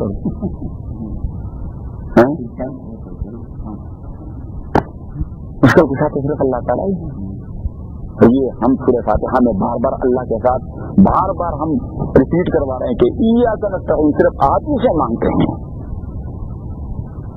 کیونکہ عالم ما فوق الاسباب میں اسی اور کسی کا کوئی اختیار چلا ہی نہیں۔ اب آپ لاہور جائیں اور حضرت علی حجیر رحمۃ اللہ علیہ کے قبر کو دیکھیں، لوگ جسے داتا گنج بخش کہتے ہیں، ہم کہتے ہیں علی حجیر، کیونکہ داتا کا معنی تو عربی میں ہوتا ہے رزاق، اور رزاق تو صرف اللہ تعالیٰ ہے، کوئی اور داتا ہوتا نہیں، پتہ نہیں نام کس نے رکھا بھی، کہ دینے والا تو صرف اللہ تعالیٰ، داتا تو نہیں دیتا، اللہ ہی دیتے ہیں۔ ہم کہتے ہیں کہ حضرت علی حجیر کیونکہ بہت بڑے ولی تھے، اس نے توحید کی شمع روشن کی وہاں پورے پنجاب میں۔ حضرت خواجہ معین الدین اجمیری رحمۃ اللہ علیہ 1 لاکھ ہندو اس کے ہاتھ پر توحید قبول کر کے مسلمان ہو گئے، لیکن اس کے قبر پہ جو شرکیات ہو رہے ہیں اللہ تعالیٰ نے فرمایا میرے خیال میں وہ قبر کے اندر اتنے تنگ ہوں گے کہ خدا خدمت وقتوں کے ساتھ واسطہ پڑا۔ اور کبھی تو نبی صلی اللہ علیہ وسلم نے دعا کی کہ انسانوں کی ہمیشہ یہ خامی رہی ہے کہ بزرگوں کو خدا کا پرتاؤ بنا دیا ہے، پیغمبر کو خدا کا پرتاؤ بنا۔ لوگ جو مشرک ہوتے ہیں کبھی نفرت میں کوئی مشرک نہیں بنتا، مشرک جو بھی بنتا ہے وہ عقیدت میں بنتا ہے، محبت میں بنتا ہے۔ یہودی جو مشرک بنے وہ حضرت عزیر کی محبت میں بنے، وقالت الیہود عزیر ابن اللہ، کیا عزیر اللہ کے بیٹے ہیں، اتنے قریب اللہ کے، بس اللہ کے بیٹے ہیں تو مشرک بن گئے۔ صحیح، نصارہ جو کافر بن گئے، مشرک بن گئے، یہ حضرت عیسیٰ کی نفرت میں نہیں بنے، محبت میں بن گئے۔ وقالت المسیح وقالت النصارى المسیح ابن اللہ، انہوں نے کہہ دیا کہ حضرت عیسیٰ یہ خدا کے بیٹے ہیں۔ تو کسی کو خدا کا بیٹا خراب دینا مینس کہ آپ اس سے حد سے زیادہ محبت کر دیتے ہیں۔ تو اللہ کریم نے فرمایا کہ لقد کفر الذین قالوا ان اللہ والمسیح ابن مریم، اللہ نے ٹپا لگایا کہ کافر ہو چکے ہیں۔ اور تبھی تو نبی صلی اللہ علیہ وسلم نے فرمایا کہ لا تطرونی کما اطرأت اليہود والنصارى، مجھے اپنے لمٹ سے رکھتے ہیں، مجھے اپنے لمٹ سے اوپر نہ لے جائیں۔ جس طرح یہود نے حضرت عزیر کو اپنے لمٹ سے اوپر کر دیا وہ کافر بن گئے، اور نصارہ نے حضرت عیسیٰ کو اپنے لمٹ سے اوپر کر دیا تو وہ کافر بن گئے۔ تو یہ نبی کا مقام ہوتا ہے، یہ بڑا پنکچوئل اور محتاط مقام ہوتا ہے۔ اگر آپ اسے اپنے مرتبے سے گرائیں گے تو بھی کفر ہے، اور اپنے مرتبے سے اوپر لے جائیں گے تو بھی کفر ہے۔ تو وہاں پہ ایک باریک سا پوائنٹ ہے، وہاں پہ رکھیں گے پیغمبر کو صلی اللہ علیہ وسلم۔ اس لیے وہ فارسی کے ایک شاعر نے کہہ دیا کہ با خدا دیوانہ باشو با محمد ہوشیار، خدا کی عظمت کا بیان کرنا ہے تو اس میں دیوانگی کا مظاہرہ کریں. دیوانگی کا مینس کہ تمام حدود کو پلانگ کر جائیں. اللہ کی عظمت اور بڑائی بیان کرتے جاؤ گے, آپ اس باؤنڈری تک نہیں پہنچ سکتے کہ ہاں اللہ کے, کیونکہ اللہ کی عظمت کی تو باؤنڈری ہے نہیں, اللہ کی بڑائی کی کوئی تو اگر آپ انتہائی دیوانہ بھی بن گئے اس کی بڑائی بیان کرنے میں تو آپ وہ باؤنڈری تک نہیں پہنچ سکتے. تو فرمایا کہ باخدا دیوانہ بات اللہ کی عظمت بیان کرتے وقت آپ بالکل دیوانہ ہو جائے, تمام بندنوں کو توڑ دیں, کیونکہ وہ باؤنڈری ہے نہیں کہ آپ وہاں تک. لیکن با محمد ہو اشیاء, جب محمد کا مقام بیان کرتے رہو گے تو کنٹرول میں رہی ہے, لمٹ میں رہی ہے. اور ہم تو اللہ تعالیٰ رحم فرمائے محمد کا تو مقام تمام کائنات سے اللہ کی مخلوق میں سب سے افضل ترین ہستی نبی صلی اللہ علیہ وسلم کی. لوگ تو اپنے اللہ رحم فرمائے پنجاب اور سندھ میں وہ جنہیں وضو کرنے کا طریقہ نہیں آتا بدبختوں کو انہیں مشکل کشا بنا دیا ہے, جو سجدے کرتے رہتے ہیں صرف, اور وہ بھی ان کی جہالت کو اسٹائل کر رہے, وہ خود بھی جاہل ہوتے ہیں اور ان کی جہالت کو بھی اسٹائل کرتے رہتے ہیں. کا ذکر کریں یہودی کے لیے ان کا موزن نام میں کچھ اور نام ہے کیا؟ ہاں عزرا, IZRA عزرا. تو اچھا اب مال ایاک نعبد, ہم خاص تیری ہی عبادت کرتے ہیں, وہ ایاک نستعین. اب عبادت کس چیز کا نام ہے تو عبادت کی ڈیفینیشن آپ کیجیے تو بس مسئلہ کلیئر ہو جائے گا. امام الہند مولانا ابوالکلام آزاد رحمۃ اللہ علیہ نے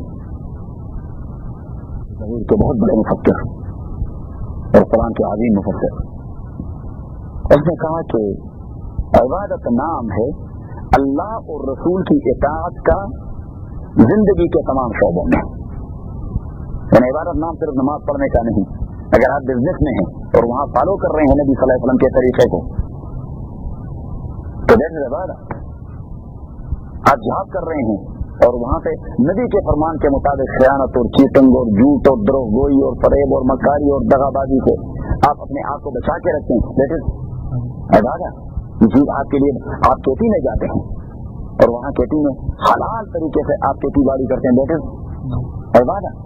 اور تبھی تو اتنی ذخیم شریعت ہمیں اعتماد دی گئی. حضرت عمر رضی اللہ تعالیٰ اپنے دور خلافت میں مدینہ منورہ کے بازار میں نکل جاتے ہیں, دکان میں داخل ہو جاتے ہیں, یہ دکاندار سامنے رہتا ہے, پیسے فوراً کہہ رہتا ہے کہ kinds of partnership, what you know about the kinds of partnership in the light of the practice of رسول اللہ صلی اللہ علیہ وسلم, کہ حضور نے پارٹنرشپ کے قائم کے حوالے سے کیا کچھ کر دیا ہے.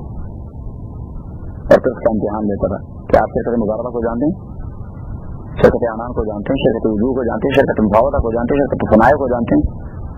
صحیح, فار ایگزامپل یہ اس سے پوچھ لیا جس قسم کی اس کے فیلڈ ہوتا, جس قسم کا فیلڈ ہوتا, اس دکان کو اندر جاتے تو ایسے کہہ رہے تھے وڈو نے بہت تولیہ و بیع المرابحہ, تولیہ کا بیع, تولیہ وہ تولیہ نہیں, ٹاول نہیں, تولیہ that is a term of شریعہ. تولیہ کا بیع اور مرابحہ کے بیع کے حوالے سے آپ کیا جانتے ہیں نبی صلی اللہ علیہ وسلم نے کیا کچھ فرمایا؟ کہ اگر یہ آدمی نروس ہو جاتا نہ جانتا تھا, حضرت عمر رضی اللہ عنہ رائٹ اوے اسے اٹھا لیتے, باہر نکلے, دروازہ بند کر کے لاک لگا لیتے اور سیل لگا لیتے, آئے میرے ساتھ, اس کو اٹھاتے. جب میں غفیر کو بازار سے روانہ کر کے مسجد نبوی میں لے آتے, وہاں حضرت ابو ہریرہ رضی اللہ عنہ کا درس شروع ہوتا ٹرانزیکشنز پر, اور ٹرانزیکشنز پر سیل اور مارٹگیج اور لیز اور رینٹ اور اس پر حضرت ابو ہریرہ رضی اللہ عنہ قرآن سنت کی روشنی میں درس دیا کرتے رہتے, وہاں بیٹھ جائیں. ٹھیک ہے ابو ہریرہ سے تو خدا کے بندے آپ بچوں کو بھی کھلا رہے ہیں, خود بھی کھا رہے ہیں, طریقہ آپ کو آتا نہیں, دن بھر آپ حرام کی کمائی میں مشغول رہتے ہیں, کوئی طریقہ آپ کو نبی کا آتا نہیں تو کمائی آپ کی حرام کی ہے ساری, بچوں کو کھلا رہے ہیں یہ حرام کی کمائی. تو کئی دن وہ آ کے جب وہ پڑھ لیتا تو حضرت عمر سے کہہ دیتا کہ جی میں اب سیکھ چکا ہوں, تو حضرت عمر کا امتحان لے لیتا اور پھر اسے کہہ رہے تھے شادی چلو دکان میں بیٹھ جائیں, جو کچھ آپ فروخت کریں گے خریدو گے تو حلال کھاؤ گے اور حلال بچوں کو کھلاؤ گے. اب ہمیں کوئی پتہ نہیں کہ بے نبی کا طریقہ کیا ہے صلی اللہ علیہ وسلم. ہم جو کچھ بھی کرتے ہیں یہاں نہیں, یہاں کو مسئلہ جو ہماری مسلمانوں کی ممالک ہے وہاں کسی کو پتہ نہیں, نہ کسی کو, ہم سے زیادہ لوگ کیا مسئلہ پوچھتے ہیں, یہی مسئلہ پوچھتے ہیں کہ جی میرے چچا تھے اس کے کوئی اولاد نہیں, وہ مر گیا ہے, اس کی جائیداد کی تقسیم کا کیا مسئلہ ہوگا. جہاں پہ آدمی کے جیب میں کچھ آ جاتا ہے وہاں شریعت یاد آ جاتی ہے. کسی نے یہ نہیں پوچھا کہ میں اس قسم کا بزنس کر رہا ہوں, شریعت میں اس کا جائز طریقہ کیا ہے کہ میں کس انداز سے اس چیز کو, میں نے جو دو ٹرم ذکر کر دیے بیع التولیہ اور بیع المرابحہ, شریعت میں نبی صلی اللہ علیہ وسلم نے بتا دیا ہے کہ ایک تو یہ بیع ہے یعنی یہ فائل ہے مثلا یہ گڑی ہے اور میں نے کہہ دیا کہ میں 10 روپے کا فروخت کرنا چاہتا ہوں، بس اب آپ کو کوئی حق نہیں پہنچ سکے آپ مجھ سے یہ پوچھے کہ آپ نے کتنی کی خریدی؟ میں نے مفت خریدی ہے، کسی چوری کی ہے، آپ کو اس سے کیا تعلق؟ میں 10 روپے کی خریدنا چاہتا ہوں، وہ فروخت کرنا چاہتا ہوں، اگر آپ خریدنا چاہے تو لے لیں، نہیں خریدتے تو چلیں، اگر آپ کہیں کہ بھائی 8 روپے کے دے دیں میری مرضی ہے میں دوں گا یا نہیں دوں گا، لیکن آپ کو یہ حق نہیں پہنچتا۔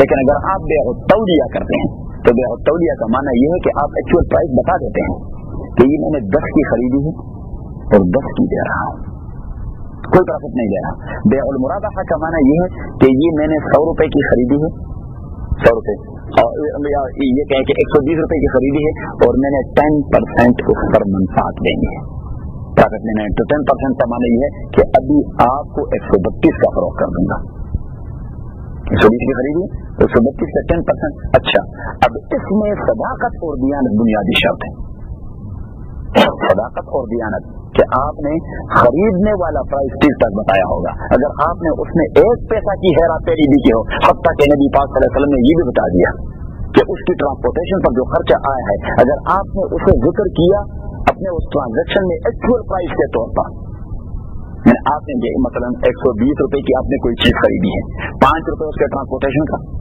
خرچہ آ گیا، 125 ہو گیا، کتنا ہو گیا؟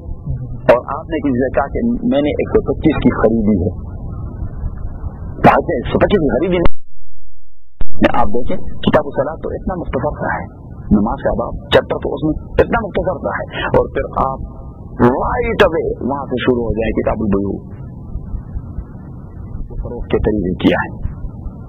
اچھا، اب پھر بیوع کے طریقے کہ بیوع الغرر، جہاں پہ آپ ادنا سا دھوکہ بھی کر چکے ہیں، وہ بیع کس طرح کا بیع ہوگا؟ بیوع النجش، اگر آپ نے کسی کی مجبوری سے فائدہ اٹھایا ہے، صحیح ہے، بیوع النجش، کسی کی مجبوری سے فائدہ اٹھا دیا ہے۔ اچھا، یا آپ نے کسی کو حرام کرنے کے لیے ویسے بڈ دے دیا ہے، کسی کو ہم نبی صلی اللہ علیہ وسلم نے فرمایا کہ لا تحاسدوا، ایک دوسرے کے ساتھ حسد نہ کیا کریں، ولا تباغضوا، ایک دوسرے کو ہیٹ نہ کیا کریں، ولا تنافسوا، دنیاوی مفادات کے حصول کے لیے کہ اپنے کو بڑا بتا دیں، آپ کسی کے ساتھ مقابلہ نہ کریں، اور فرمایا کہ ولا تناجشوا، کسی کو حرام کرنے کے لیے بڈ نہ دیا کریں، ولا یبیع بعضکم علی بعض، حضور نے فرمایا کہ 2 آدمیوں کے درمیان ڈیل جاری ہے اور آپ درمیان میں انٹرفیئر کر رہے ہیں تاکہ اس چیز کو میں قبضہ کروں، نبی صلی اللہ علیہ وسلم نے فرمایا یہ مسلمان کی شان نہیں ہے۔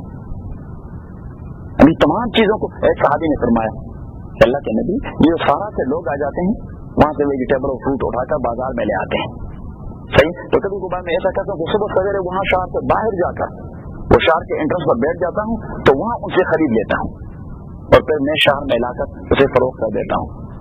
تو نبی صلی اللہ علیہ وسلم نے فرمایا کہ دعوا الناس یرزق اللہ بعضهم عن بعض، آپ ان غریب صحرائیوں کو شہر میں کیوں نہیں آنے دیتے تاکہ انہیں بازار کا بھاؤ معلوم ہو اور ان کے جیب میں کوئی زیادہ فائدہ پڑے؟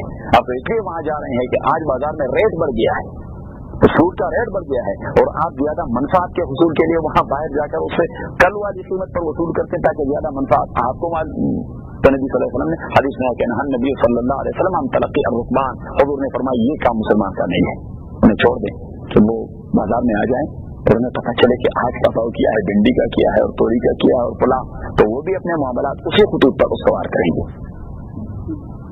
تو مولانا ابوالکلام آزاد رحمۃ اللہ علیہ اس نے فرمایا کہ عبادت نام ہے اس چیز کا۔ اب ہم نے عبادت کس چیز کا مفہوم رکھا ہوا ہے؟ بس نماز کے لیے جاتے ہیں اور رمضان کے روزے رکھ کے بس مسئلہ ہی ختم، جہاں مسجد سے باہر جا کر کسی کو کوئی پتہ نہیں ہوتا کہ دین کا تقاضا کیا ہے، بلکہ آپ کی پوری منظم زندگی یہ عبادت ہی عبادت ہے۔ اگر آپ اپنے IQ کو برابر کر کے کہ اللہ اور رسول کے فرمان کے مطابق میں اپنی زندگی کو منظم کروانا چاہتا ہوں، اور حضور تو تنظیم میں اتنے حساس سے اتنے حساس سے، ایک صحابی آئے، اب اس کا یہ بٹن لگا ہوا تھا اور یہ درمیان والا کھلا ہوا تھا۔ اچھا، اب یہ چیز تو معلوم نہیں ہوتا، کتنا معلوم ہوتا نہیں معلوم ہوتا، ابھی فلاں نے فوراً سے کہہ دیا یہ بٹن لگا دیں کہ مسلمان ہمیشہ منظم ہوا کرتا ہے۔ ایک صحابی اس کا جوتا ٹوٹ گیا تھا، جوتا اس کا ٹوٹ گیا تھا، اور وہ ایک جوتے میں چاپ ذرا بیڈنگا سا ہو جاتا ہے نا، آدمی امبیلنس ہو جاتا ہے۔ تو نبی صلی اللہ علیہ وسلم نے فرمایا کہ جب تک وہ دوسرا ٹیکا نہیں ہو جاتا تو آپ یہ بھی پاؤں سے نکالیں تاکہ آپ بیلنس سے چلتے رہیں۔ वसल्लम की कितनी मुनज़्ज़म जिंदगी थी। एक सहाबी आया, उसके बाल बिखरे हुए थे। हुज़ूर अलैहिस्सलाम ने फरमाया कि आप बालों में कंघी लगाया करें और इसको ठीक करें। हज़रत अनस फरमाते हैं कि मैंने नबी पाक सल्लल्लाहु अलैहि वसल्लम के बाल कभी बिखरे हुए नहीं पाए। जब भी आपको पाए तो बड़े तंजीम से आपके बाल, आपके दाढ़ी मुबारक के बाल, आपके सर के बाल। फरमाया कि मैंने कभी आप सल्लल्लाहु अलैहि वसल्लम के कालों पर कोई मेल कुचैल नहीं देखा। तो अगर मुसलमान के अंदर ये चीजें न हो तो या तो वो जानता नहीं या वो करता नहीं। लेकिन मेरे ख्याल में न करने वाले कम हो, न जानने वाले ज्यादा हैं। उनको पता नहीं, क्योंकि हमने दीन सिर्फ जिनों का नाम रख दिया है कि भाई नमाज पढ़ते हैं और रोजे रखते हैं और आदमी बड़ा दीनदार है। ठीक है, ये तो भी अच्छी बात है, वो फराइज अदा कर रहे हैं, लेकिन दीन सिर्फ इस चीज का नाम नहीं।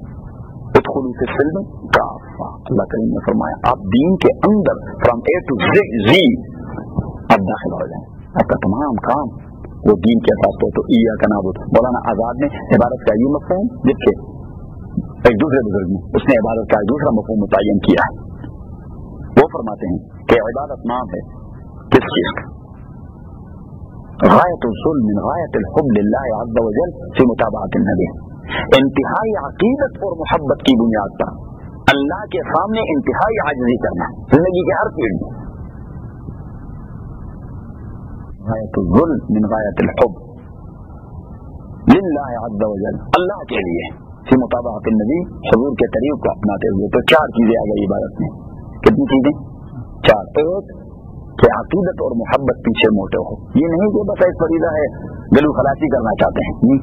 जब आप कोई भी फरीदा अदा करते हैं, कोई भी इबादत करते हैं, तो उसके पीछे मोहब्बत का फरमा हो कि मोहब्बत के अंदाज से आदमी खुशी खुशी आए, खुशी खुशी, वो वैसा रूटीन बिजनेस पूरा ना करे, खुशी खुशी आए। हम फिर जा रहे हैं भाई अल्लाह के पास, हम फिर जा रहे हैं मस्जिद में नमाज पढ़ने के लिए, हम फिर दीन के असास पर एक बिजनेस उस्तवार कर रहे हैं मोहब्बत के पस मंजर में।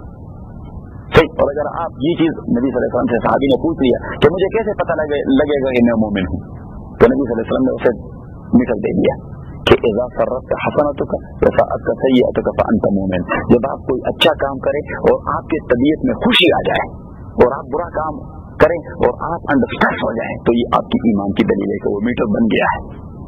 जो मीटर है वो पारा ठीक ठाक ऊपर नीचे जा रहा है। और अगर आप नेकी काम करते हैं और वहाँ खुशी महसूस नहीं होती और बुराई करते हैं और कोई आप स्ट्रेस महसूस नहीं करते, नबी सल्लल्लाहु अलैहि वसल्लम ने फरमाया आपके मीटर का बेड़ा ही फर्क है नहीं, मीटर तोड़ दिया है आपने, या तो उसका पारा निकल चुका है, कुछ नहीं, उसमें जान नहीं है। तो अब गायतुल ज़ुल्म मिन गायतिल हुब्ब, इबादत के पीछे क्या होना चाहिए? मोहब्बत। सजदा करना हो तो यूं कर, सर हो सिजदे में झुका, सर खुदा के वास्ते और दिल मुस्तफा के वास्ते। कि भाई मैं ये इस तरीके से क्यों कर रहा हूँ? इसलिए कि मुस्तफा का तरीका है सल्लल्लाहु अलैहि वसल्लम। और फरमाया कि कुछ नहीं होता है जाहिर नमाजों से वसूल। ठीक है, फरीज़ा आपका अदा हो जाएगा जिस तरीके से भी आपने पढ़ दिया, लेकिन उसका कोई जो है एक्स्ट्रा क्रेडिट भी आपको मिल जाएगा। वो कहता नहीं, कुछ नहीं होता है जाहिर नमाजों से वसूल जब तलक दिल में न हो उल्फत रसूलुल्लाह की। तो मोहब्बत, ये और देखिए ये दो चीजें हैं, एक को कहते हैं मोहब्बत और एक को कहते हैं इताअत। मोहब्बत बिला इताअत, मोहब्बत बिला ये फ्रूटलेस है, ये फ्रूटलेस है। और इताअत बिला मोहब्बत ये फ्रूटलेस है। अगर आप मोहब्बत करते हैं जिस तरह वो हमारे होते हैं वहां पाकिस्तान में कि हम नबी के दीवाने हैं, न नमाज है, न रोजा, न ज़कात है, न हज है, कुछ भी नहीं, लेकिन है नबी के दीवाने हैं कि हम ओ रसूलुल्लाह के आशिक हैं। अल्लाह अकबर, अजीब आशिक हैं।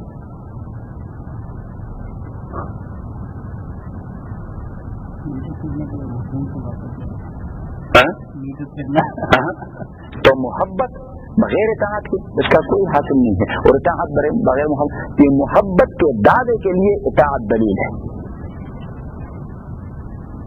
क्योंकि आप मोहब्बत करते हैं तो आपने कोई दलील प्रोवाइड करना होगा। वो दलील क्या है कि भाई वो जो कुछ हुक्म देता है बस मैं फॉलो करता हूँ।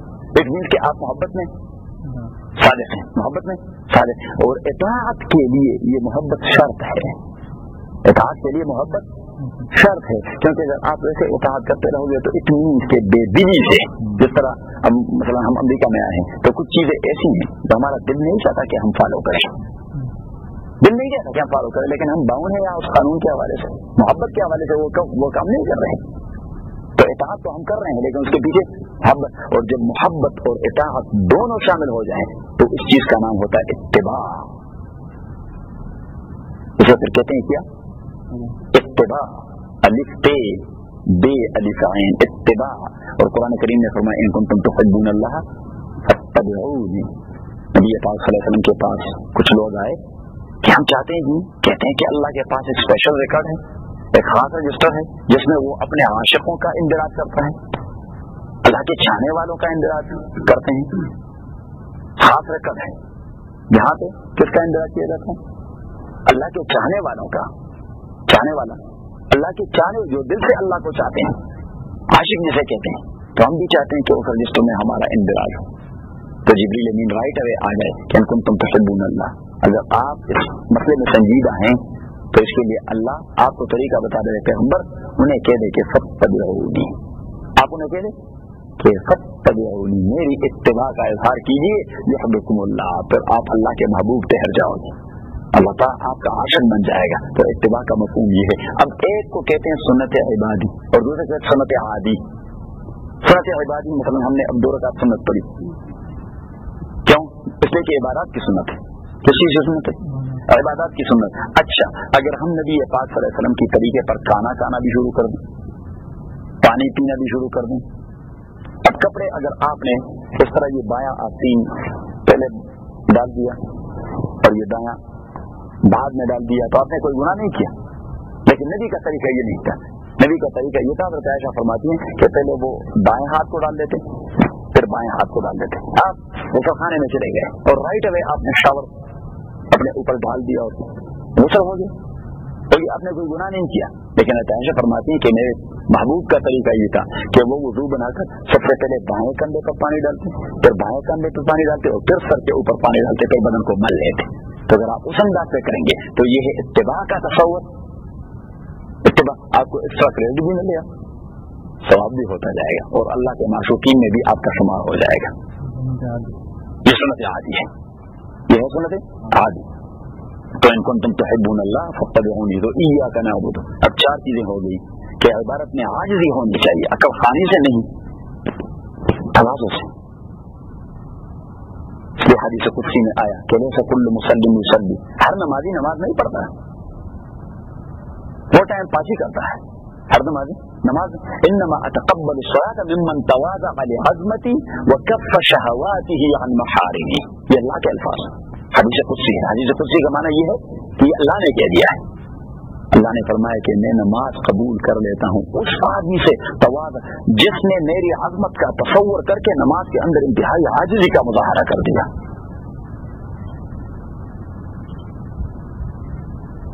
فرمایا وکف شہواتی عن محارمی، جس چیز کو میں نے حرام کر دیا اس نے اپنے نفس کو اس سے کنٹرول کر دیا. تو ایاک نعبد و ایاک نستعین، عاجزی ہونی چاہیے، اس کے پیچھے موٹو محبت کا ہونا چاہیے. یہ عاجزی آپ کس کے لیے کریں گے؟ اللہ کے لیے.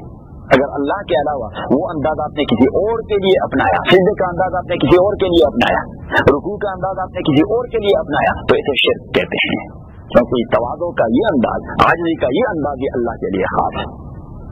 عاجزی کا آپ کسی پیغمبر کے سامنے بھی سجدہ نہیں کر سکتے، اسی کے سامنے بھی رکوع نہیں کر سکتے،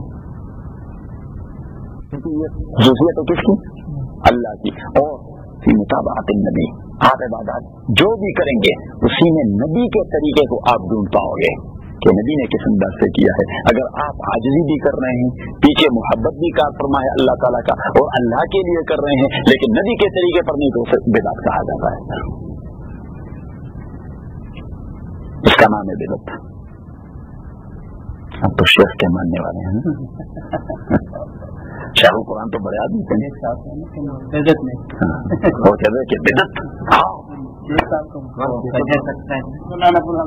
بس کرتے ہیں، دعا کرتے ہیں ڈاکٹر صاحب. ایاک نعبد و ایاک نستعین. باقی کل انشاءاللہ الحمدللہ رب العالمین والصلاة والسلام علی رسول محمد وعلى صحبہ اجمعین. اللهم ربنا اصلح عاقبتنا في الامور كلها واجرنا من خزي وعذاب الاخرہ. خداوند ہمیں نبی پاک کے طریقے اپنانے کی توفیق نصیب فرما. खुदावंद इबादत का वो अंदाज अपनाएं, हमें अपनाने की तौफीक दे जो आपके नबी अपना चुके थे, उसके सहाबा अपना चुके थे, सलफ सालिहीन अपना चुके हैं। खुदावंद कुरान सुन्नत की इत्तिबा की तौफीक नसीब फरमा। अला रसूलिल करीम अम्मा बाद फ़अऊज़ु बिल्लाहि मिनश शैतानिर रजीम बिस्मिल्लाहिर रहमानिर रहीम। रात हम जिक्र कर चुके थे मालिक यौमिद्दीन कि कुरान करीम इमाम हफ्स की क़राअत के हवाले से ये लफ्ज़ है मालिक, मलिक नहीं है। मालिक का माना है ओनर, मालिक का माना है मास्टर, जबकि मलिक का माना होता है किंग और रूलर। किंग और रूलर के जुमला act subject to certain provisions होते हैं, उनका कोई कॉन्स्टिट्यूशन होता है, कोई लॉ होता है, जबकि मालिक का कोई एक्ट अपनी मिल्कियत में और अपनी प्रॉपर्टी और बिलोंगिंग में वो सब्जेक्ट टू एनी प्रोविजन नहीं हुआ करता। बात मैंने मिसाल दे दी थी कि ये मेरी घड़ी है, मैं इसे इस्तेमाल करूं, ये मेरी मिल्कियत है, मेरा हक है कि तसर्रुफ करूं, मैं इसे जेब में डालूं या पाँव के साथ बांध लूं, अच्छा मालूम नहीं होगा, लेकिन मैं तसर्रुफ कर सकता हूं क्योंकि मैं इसका मालिक हूं। मैं इसे किसी को गिफ्ट कर दूं, नहीं करूंगा, लेकिन अगर कर दूं तो मैं मालिक हूं, मेरा ये हक है। मैं इसे फरोख्त कर दूं तो ये मेरा हक है, मैं इसे दीवार पर मार कर इसे तोड़ डालूं तो ये मेरा हक है। दो according to शरीया that will not be a thing which is to be appreciated और to be praised, but as a मालिक आई कैन डू दैट, तो मैं इसे तोड़ भी सकता हूं। तो अल्लाह करीम ने फरमाया मालिक यौमिद्दीन, वो डे ऑफ रिजरेक्शन का मालिक है, वो जो कुछ तसर्रुफ करेगा, चाहे वो अबू जहल को जन्नत भिजवाए तो कोई एतराज नहीं कर सकता कि आपने अबू जहल को क्यों भिजवा दिया। वो तमाम लोगों को जहन्नम में डाल दे, अल्लाह बचाए, तो कोई एतराज नहीं कर सकता। तमाम इंसानों को जन्नत में ले चले तो कोई एतराज नहीं कर सकता। क्यों? इसलिए कि वो मालिक है और अपनी मिल्कियत और प्रॉपर्टी में अपनी मर्जी के मुताबिक और अपनी विल के मुताबिक वो तसर्रुफ कर सकता है। फिर हमने दीन के मुतालिक तफसीली बात की थी कि लफ्ज़ दीन लुगत अरबी में एक ऐसा वर्ड है जिसके बहुत सारे मानी हैं, इसे कहते हैं लफ्ज़ मुश्तरक या कॉमन वर्ड, और उसी का एक माना था सिस्टम, और एक माना था डोमेन और तसल्लुत, और दूसरा माना था गवर्नमेंट या स्टेट, और चौथा माना था उसका जज़ा, अमल, मुआमला, लेन then, transaction, compensation and everything. And अल्लाह करीम ने जो फरमाया कि मालिक यौमिद्दीन, वो होगा मुआमले का दिन, लेन देन और ट्रांजैक्शन का दिन है। आपने कुछ फरोख्त करना है और अल्लाह ताला ने आपसे खरीद लेना है। आपने वहां अपने साथ कुछ वो जो है ना, कुछ चीजें कमोडिटीज ले जानी है और अल्लाह ताला ने खरीद करना है, आपसे ले लेना है, आपसे परचेज करना है। तायीद कुरान करीम की आयत इन्नल्लाह अश्तरा मिनल मुमिनीन अनफुसहुम व अमवालहुम बिअन्न लहुमुल जन्नह। अल्लाह करीम ने आपके बदन और नफूस और आपके अमवाल और बिलोंगिंग आपसे खरीद लिए हैं और बदले में आपको दिया जाएगा जन्नत, बिअन्न लहुमुल जन्नत, वो इसका मनी होगा, वो इसकी कीमत होगी, वो इसकी प्राइस हुआ करेगी। दूसरी जगह अल्लाह करीम ने फरमाया कि वहाँ के मामलात और लेन देन में बहुत सारे लोग ऐसे होंगे जो लूजर होंगे और बहुत सारे लोग ऐसे होंगे जिन्हें प्रॉफिट मिलता जाएगा। तभी कुरान करीम ने उस दिन का एक दूसरा नाम कुरान करीम ने रख दिया कि ज़ालिका यौमुत तगाबुन, ये बड़े तगाबुन वाला दिन है, बड़े तगाबुन वाला दिन है। कि और तगाबुन का माना गबन एक लफ्ज है, हम उर्दू में भी इस्तेमाल करते हैं, और यही गबन एक लफ्ज है हम अरबी में भी इस्तेमाल करते हैं, फारसी में भी इस्तेमाल करते हैं और पश्तो में भी इस्तेमाल करते हैं। कि गबन का माना ये कि आदमी को बहुत सारा लाभ हो जाए तो कहते हैं कि वो मगबून हो गया, इसमें बहुत बड़ा गबन किया गया, बहुत सारा चीज वो लूज कर गया। तो अल्लाह करीम ने फरमाया ज़ालिका यौमुत तगाबुन, वहाँ बहुत सारे लोग जो अपने ऊपर नाज़ान थे वो भी जहन्नम में फेंके जाएंगे, अल्लाह ताला माफ फरमाए। क्योंकि हदीस में इमाम बुखारी ने हदीस रिवायत की है, नबी सल्लल्लाहु अलैहि वसल्लम फरमाते हैं कि क़यामत के दिन एक आदमी को अल्लाह के यहाँ लाया जाएगा, अल्लाह करीम उसे कहेगा मैंने आपको शबाब जवानी और कुव्वत और ताकत दी थी, आपने किया, तो वो कह देगा कि मैंने अपनी जवानी आपकी राह में सर्फ कर दी, मीन मैंने जिहाद किया आपके राह में, मैं कुफर के खिलाफ लड़ता रहा, इस्लाम के खिलाफ जितनी सारी कंस्पिरेसीज होती रही मैं उनको काउंटर करता रहा। अल्लाह करीम उसे फरमा देगा वह हुवा अअलमु बिहाल, नबी सल्लल्लाहु अलैहि वसल्लम फरमाते हैं कि अल्लाह तो दिल को बेद जानता है, मैं जो कुछ करता हूँ अल्लाह दिल का बेद जानता है। चाहे आप लोग कहें बड़ा इखलास है इसमें, अब इखलास है या नहीं या तो मैं जानता हूँ और या अल्लाह ही जानता है कि मैं इखलास की बुनियाद पर कर रहा हूँ, नेम या फेम और प्रेस्टीज की बुनियाद पर कर रहा हूँ। तो नबी सल्लल्लाहु अलैहि वसल्लम फरमाते हैं वो अअलमु बिहाली, तो वो उसे कह देगा, फरमा देगा कि कातलता लियुकालक अन्नका शुजा, आपने तो जो कुछ भी किया आप फेम और प्रेस्टीज के लिए करते रहे और वो फेम और प्रेस्टीज आपको मिल गया था, वले सरका हिंदी मिनल अजर शे, मेरे पास आपका कोई अजर बाकी नहीं रहा।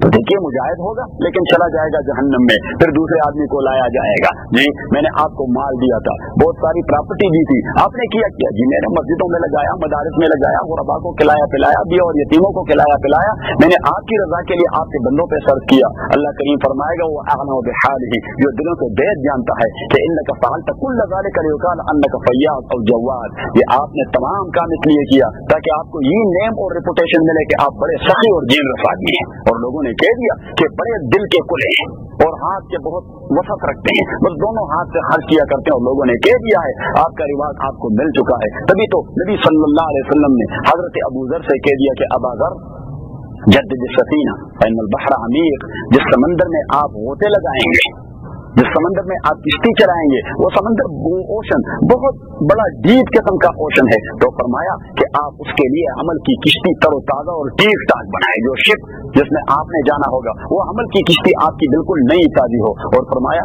कि वो खुद ज़्यादा कामिलन फ़इन्न सफ़र बईद, जिस सफर पे आप रवाना हो रहे हैं अल्लाह के पास जाने के लिए, तो बड़ा तवील सफर है, लेंथी सफर है, तो आपने अपने साथ बहुत सारे वो जो है ना उसकी जरूरियात साथ लेने होंगे अमल साले के, ताकि आधे रास्ते में न रह जाए, वरना आधे रास्ते में जहन्नम भी पड़ता है, फिर जहन्नम ही में रहोगे। और फिर फरमाए कि अबू ज़र वख़फ़िफ़िल हमला फ़इन्नल अक़बत कऊद, जहां आपको क्लाइंबिंग और चढ़ना है सिरात के ऊपर, तो वो बड़ा डलवानी और पिसलानी सतह है, तो आप बुरे आमाल के बोझ को अपने कन्नों से उतारें, अदरवाइज वो आपको नीचे जहन्नम में डाल देगी। और पीछे फरमाया वो अख़लिसिल अमल फ़इन्नन नाक़िद बसीर, जो अमल भी आप करते हैं तो उसमें सिंसियरिटी हो, इखलास हो, अल्लाह की रजा मतलूब हो, कोई नेम फेम और प्रेस्टीज और रेपुटेशन का मोटिव उसके बियॉन्ड न हो, अदरवाइज फिर आप वहां पटाते रहोगे, क्योंकि अल्लाह करीम वो दूध का दूध और पानी का पानी करता जाएगा कि आपने बहुत सारी चीजें की और तमाम नेम और फेम के लिए की है जो मैं कबूल नहीं करता। क्यों? इसलिए कि इबादत का कोई भी हिस्सा अगर उसमें अदना रियाकारी भी आ जाए तो नबी सल्लल्लाहु अलैहि वसल्लम ने इसे शिर्क हफी कह दिया है कि एक है शिर्क जली, अल्लाह के साथ शरीक ठहराना, एक है शिर्क हफी कि इबादत आप अल्लाह की कर रहे हैं और आपके पीछे वो इंटेंशन ये है कि लोग मुझे नेक आदमी समझे, लोग मुझे अच्छा आदमी समझे, तो अल्लाह ताला रिया से बचाए मालिकी यौमिद्दीन। अब अल्लाह करीम ने हमें तरीका बता दिया, एटिकेट बता दिए, प्रोसेस बता दिया कि जब आपने अल्लाह से मांगना है तो तरीका मांगने का कैसे होना चाहिए। पहले अल्लाह की अज़मत, अल्हम्दुलिल्लाह रब्बिल आलमीन अर्रहमानिर रहीम मालिकी यौमिद्दीन। अब जब हमने अल्लाह ताला की तारीफें की, अब आपने अपनी आजिज़ी अल्लाह को पेश करना है, तो इय्याका नअबुदु व इय्याका नस्तईन। और रात मैंने कह दिया कि यूं क्यों नहीं फरमाया, जबकि नहवा और अरबी ग्रामर का तकाजा यह है कि यूं कह देते कि नअबुदु का व नस्तईन का। और रात मैंने हिकमत बताई कि नअबुदु का हम आपकी इबादत करते हैं, हम आपकी इबादत करते हैं, तो आपकी इबादत करते हैं, आपने दूसरों को नफी नहीं किया कि किसी और को नहीं करते, हम आपसे मदद मांगते हैं, आपसे मांगते हैं, बहुत दूसरे औरों से भी मांगते हैं, बहुत दूसरे औरों से भी मांगते हैं। और जब आपने इसी ऑब्जेक्ट और मफूल को वर्ब और फाइल पर वो मुकद्दम कर दिया, इय्याका नअबुदु व इय्याका नस्तईन, तो उसका माना ये हुआ कि सिर्फ आप ही की इबादत करते हैं और सिर्फ आप ही से मदद मांगते हैं, आपकी इबादत नहीं करते, सिर्फ आप ही की इबादत करते हैं और सिर्फ आप ही से इहानत मांगते हैं। और मैंने रात बता दिया कि जिस तरह इबादत में किसी चीज को शरीक ठहराना शिर्क है, तो इस्तिहानत में फौकल असबाब में, क्योंकि रात मैंने आपको दो हवाले में बता दिए थे आप दोस्तों को कि एक है आलमुल असबाब और एक है आलम में फौकल असबाब। आलम असबाब में तो मैं आपसे सपोर्ट मांगूंगा, इससे सपोर्ट मांगूंगा, भाई मुझे कार की जरूरत है कल के लिए, भाई मुझे फलां चीज की जरूरत है, आप मुझे ये सपोर्ट दे दें, आप मुझे ये हेल्प दे दें, लेकिन जी मेरी मुश्किल कुशाई करें, आलम फौकल असबाब, मेरी हाजत रवाई करे, मुझे मेरे मकासद में मुझे कामयाबी नसीब हो, ये काम सिर्फ अल्लाह ताला का है। अगर आप इसके लिए गैरुल्लाह को पुकारते रहे, दैट इज शिर्क, और you will know more the Muslim in the site of अल्लाह सुब्हानहू व तआला। क्योंकि कुरान करीम में फरमाया इन तदऊहुम ला यस्मऊ दुआकुम, अगर आप उन गायब बंदों को पुकारते रहे चाहे वो वली हो या नबी हो, तो अल्लाह करीम ने फरमाया ला यस्मऊ दुआकुम, वो तो आपकी आवाज को सुनते नहीं, आपकी आवाज को सुनने वाला हर जगह पे और हर जगह सुनने वाला सिर्फ अल्लाह ताला ही है। तो फरमाया सूरह फातिर के अंदर के इन तदऊहुम ला यस्मऊ दुआकुम वलौ समिअू मस्तजाबू लकुम व यौमल क़ियामति यकफुरून बिशिरकिकुम व ला युनब्बिउका मिस्लु खबीर। अल्लाह करीम ने फरमाया अगर आप पुकारते हैं वो सुनते नहीं, और बिलफर्ज अगर अब उन्होंने सुन लिया तो वो आपकी इजाबत नहीं कर सकते, कोई मुश्किल कुशाई नहीं को लो समिअू मस्तजाबू लकुम। और क़यामत के दिन आपका और उनके दरमियान बहुत जबरदस्त मुकद्दमा होगा, व यौमल क़ियामति यकफुरून बिशिरकिकुम, वो आपके खिलाफ दावेदार होंगे कि मैंने तो आपको नहीं कहा था कि आप वला युनब्बिउका मिस्लु खबीर। और अल्लाह करीम ने फरमाया कि फिर मैं कहो कि मैं खबर न हूँ, वहाँ पाकिस्तान में अखबारों में एक वो आता है इश्तिहार के मुश्तरी होशियार बाश, या कभी ये लिखते हैं कि फिर न कहो हमें खबर न हुई कि ये गुलबर्ग में जो फलां प्लाट है इसमें फलां फलां ये फरोख्त हो रहा है, खबरदार इसे खरीदे ना वरना फिर आपको पछताना पड़ेगा। तो वहाँ पे वो जो वकील होता है क्लेमेंट का, तो वो एक इश्तिहार देता है अखबार में कि फिर में कहो हमें खबर न हुई। अल्लाह ताला ने भी इश्तिहार दे दिया सूरह फातिर के अंदर के वला युनब्बिउका मिस्लु खबीर, फिर में कहे कि हमें खबर न हुई। मैंने आपको मुत्तले कर दिया कि मा फौक़ल अस्बाब में अगर मेरे मखलूक को आप बुलाते होंगे तो ये शिर्क का इर्तिकाब है, मेरे मुशरिक को जहन्नम में डालना है। अल्लाह ताला बचाए। तो इय्याका नअबुदु व इय्याका नस्तईन, और इबादत के साथ इस्तिआनत मुत्तसिलन जिक्र करना, इस चीज को इंडिकेट करना है कि इबादत में किसी को शरीक ठहराना शिर्क है, तो इआनत मा फौक़ल अस्बाब में भी किसी को शरीक ठहराना ये शिर्क ही है। तो हम पुकारेंगे सिर्फ अल्लाह ताला को, पुकारेंगे सिर्फ अल्लाह, यानी ये कहेंगे कि या अल्लाह मदद, किसी को नहीं कहेंगे या शेख अब्दुल कादिर जिलानी मदद या मुहम्मदुर रसूलुल्लाह मदद। No no, that has not been told and taught by Muhammad sallallahu alaihi wasallam himself. یہ محمد نے ہمیں یہ طریقہ نہیں بتایا، محمد نے تو ہمیں یہ طریقہ بتایا کہ اللہ کو پکارے، وقال ربکم ادعونی استجب لکم ان الذین یستکبرون عن عبادتی سیدخلون جہنم داخرین۔ آپ کے رب نے اعلان کر دیا ہے کہ پکارنا ہے تو صرف مجھے پکارو گے، اور اگر میرے پکارنے سے آپ ڈیویٹ ہو جائیں گے تو سیدخلون جہنم داخرین، آپ ذلیل رسوا ہو کر جہنم میں پڑے رہیں گے۔ تو اللہ تعالیٰ بچائے شرک کے تو جملہ شعبوں اور شائبوں سے بچائے۔ تو اہدنا ایاک نعبد و ایاک نستعین۔ اب ہم نے اللہ تعالیٰ کی تعریف بھی کی، اللہ تعالیٰ نے جس طرح ہمیں سمجھایا اور سکھلایا، اور پھر اپنی عاجزی عبادت اور استعانت بھی اللہ کے سامنے پیش کر دی۔ ابھی ہم ذرا آگے جاتے ہیں جو اس سورت کا مقصد اولین ہے، ایک فار ایک human being are Muslim is concerned, کیونکہ انسان اور مسلمان کی مدعا تو اس میں یہی ایک آیت ہے اہدنا الصراط المستقیم جو اس کا مقصود ہے۔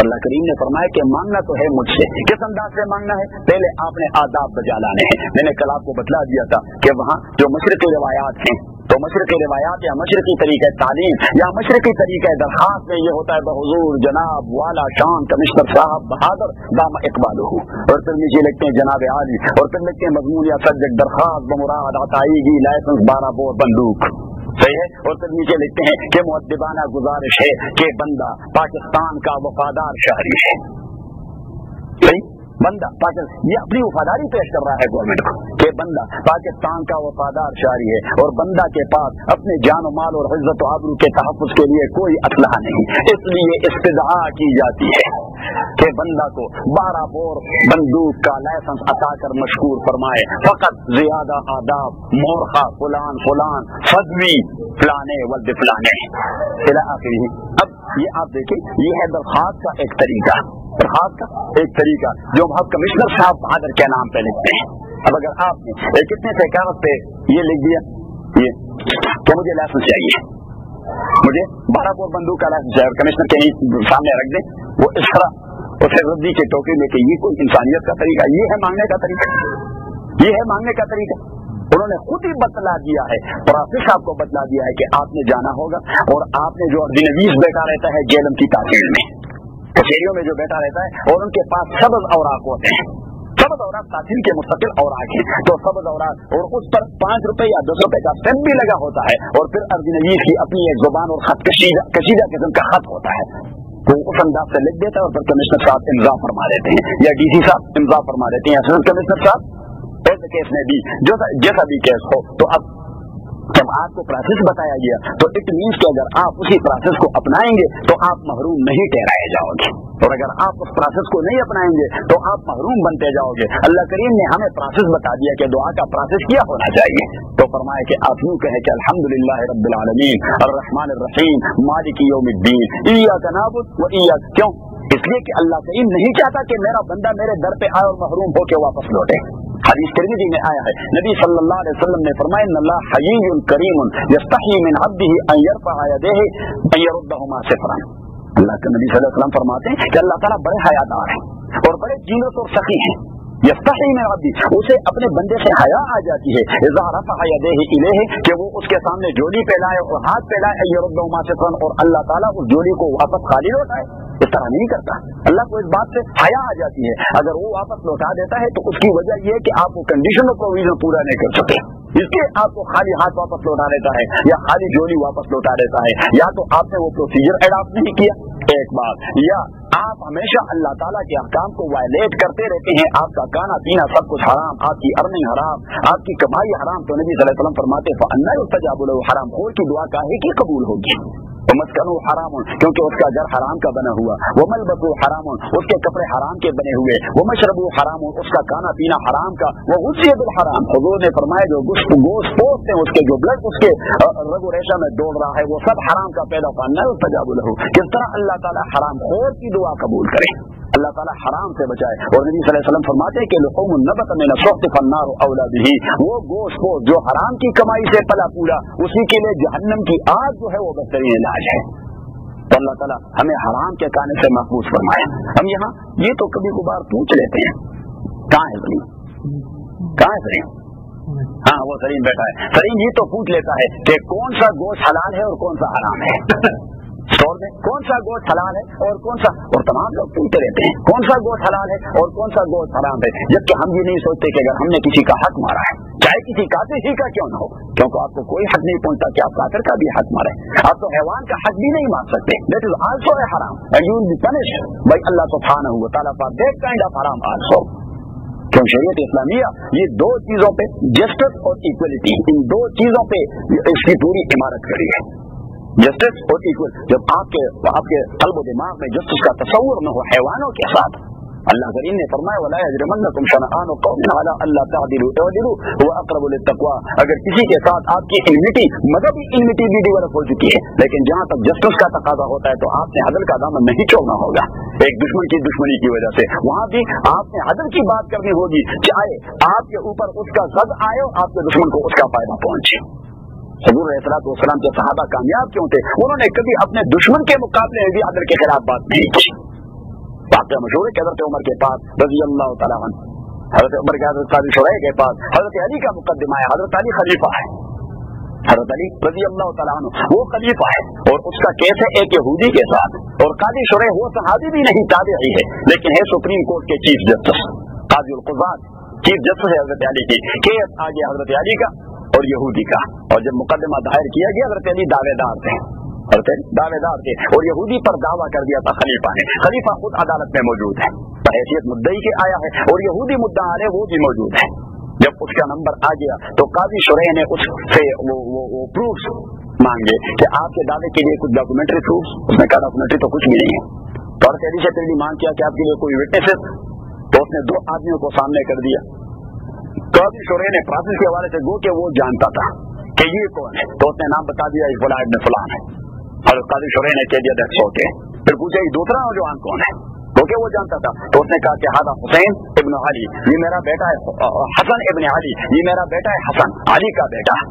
तो काजी शुरैह रज़ी अल्लाह तआला अन्हु और रहमहुल्लाह उसने फौरन खलीफा का दावा खारिज कर दिया कि बेटा कभी बाप के लिए गवाही नहीं कर सकता। उस यहूदी के हक में फैसला दे दिया, और यहूदी ने जब देखा कि काजी वो इतना जुर्रतमंद है अल्लाह के कानून के हवाले से कि खलीफा के खिलाफ काफिर के हक में फैसला दे देता है, तो उसने कहा कि मुझे तो पहले कलेमा पढ़ा दीजिए।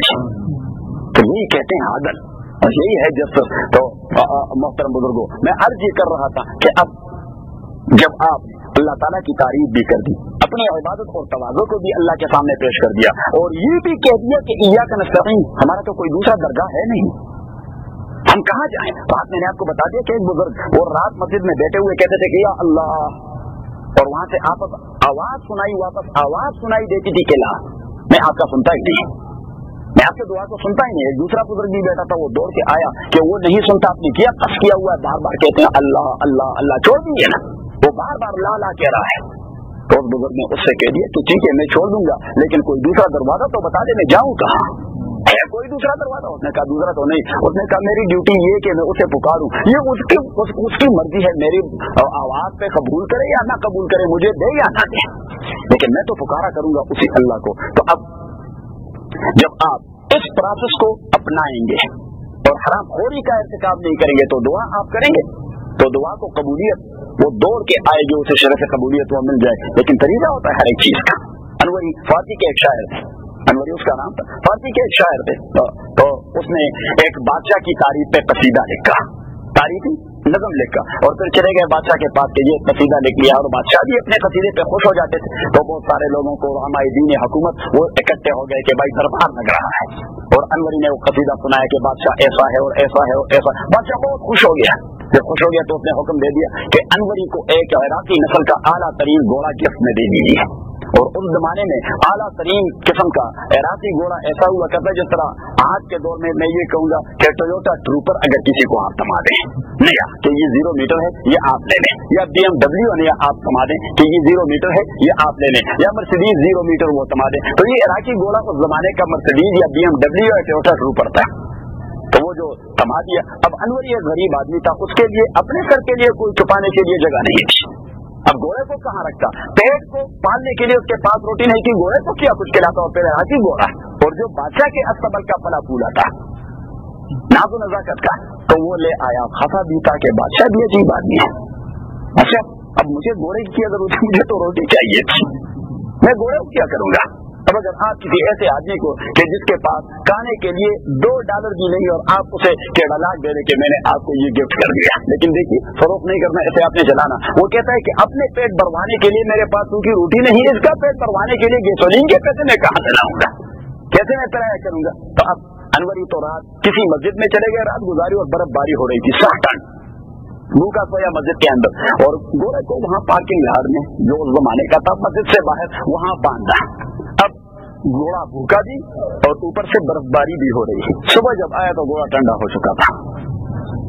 अब इसने सोचा कि अगर बादशाह को पता लग गया कि इतना बेकदर आदमी कि मैंने तो कल ही उसे कीमती घोड़ा दे दिया था और आज ही उसने उसका बेड़ा गर्क कर दिया, तो पता नहीं बादशाह तो थोड़ी चीज पर राजी हो जाता है और थोड़ी चीज पर राजी हो जाता है तो आदमी को सरदार बना देता है, और थोड़ी चीज पर नाराज हो जाता है तो उसे सूली पर लटका देता है, जैसे वहां पर पहुंचा दे, इसे खत्म कर दे। उसने कहा कि पता लग गया, तो उसने एक तजवीज सोची कि कुछ इस अंदाज से ये बात बादशाह के कानों तक पहुंचाऊं कि वो खुश भी हो जाए, नाराज भी न हो और मेरे जरूरत को भी समझे। तो इसने एक दूसरा कसीदा लिखा तारीफ में, और राइट अवे चले गए बादशाह से इजाजत मांगी, मुलाकात करना चाहता हूँ, अनवरी को लाए। अनवरी ले आए कि जिन्हें तारीफ में कसीदा लिख चुका हूं। उसने कहा ठीक है। फिर घंटी बजी और हमारे दीन जमा हो गए कि शायर आए हैं, वो कसीदा पढ़ेंगे। तो उसने कसीदा शुरू कर दिया और किया कहा कि बादशाह अल्लाह की रहमतों का साया है इस उम्मत के ऊपर, और बादशाह ये अल्लाह की एक अजीब मेहरबानी है, हमें पैगंबर के बाद या खुलफा के बाद यही एक आदमी है जो मिल चुका है। और बादशाह ऐसा है, और शायर अगर किसी की तारीफ पर आ जाता है तो उसे अर्श मुअल्ला पर चढ़ा देता है, और अगर शायर किसी को जलील करना चाहे तो उसे तख्त सरा तक जा पहुंच जाता है। तो अरबी के एक शायर ने कह दिया था कि वो अदावत शुअरा दाउन मुग़लू वलक़द यहूनु अलल करीम दवाउहु, कि शायरों के साथ कभी आप पंगा न लें। शायर के साथ पंगा लेंगे तो उसका क्या लगता है, उसकी तो ब्लो है, वो तो लगता रहेगा, वो तो लिखता रहेगा कि ये ऐसा है और ऐसा है और ऐसा है और ऐसा है। आप कहाँ कहाँ जाएंगे, कौन आपको सुनेगा, लोग तो शायर को सुनते हैं।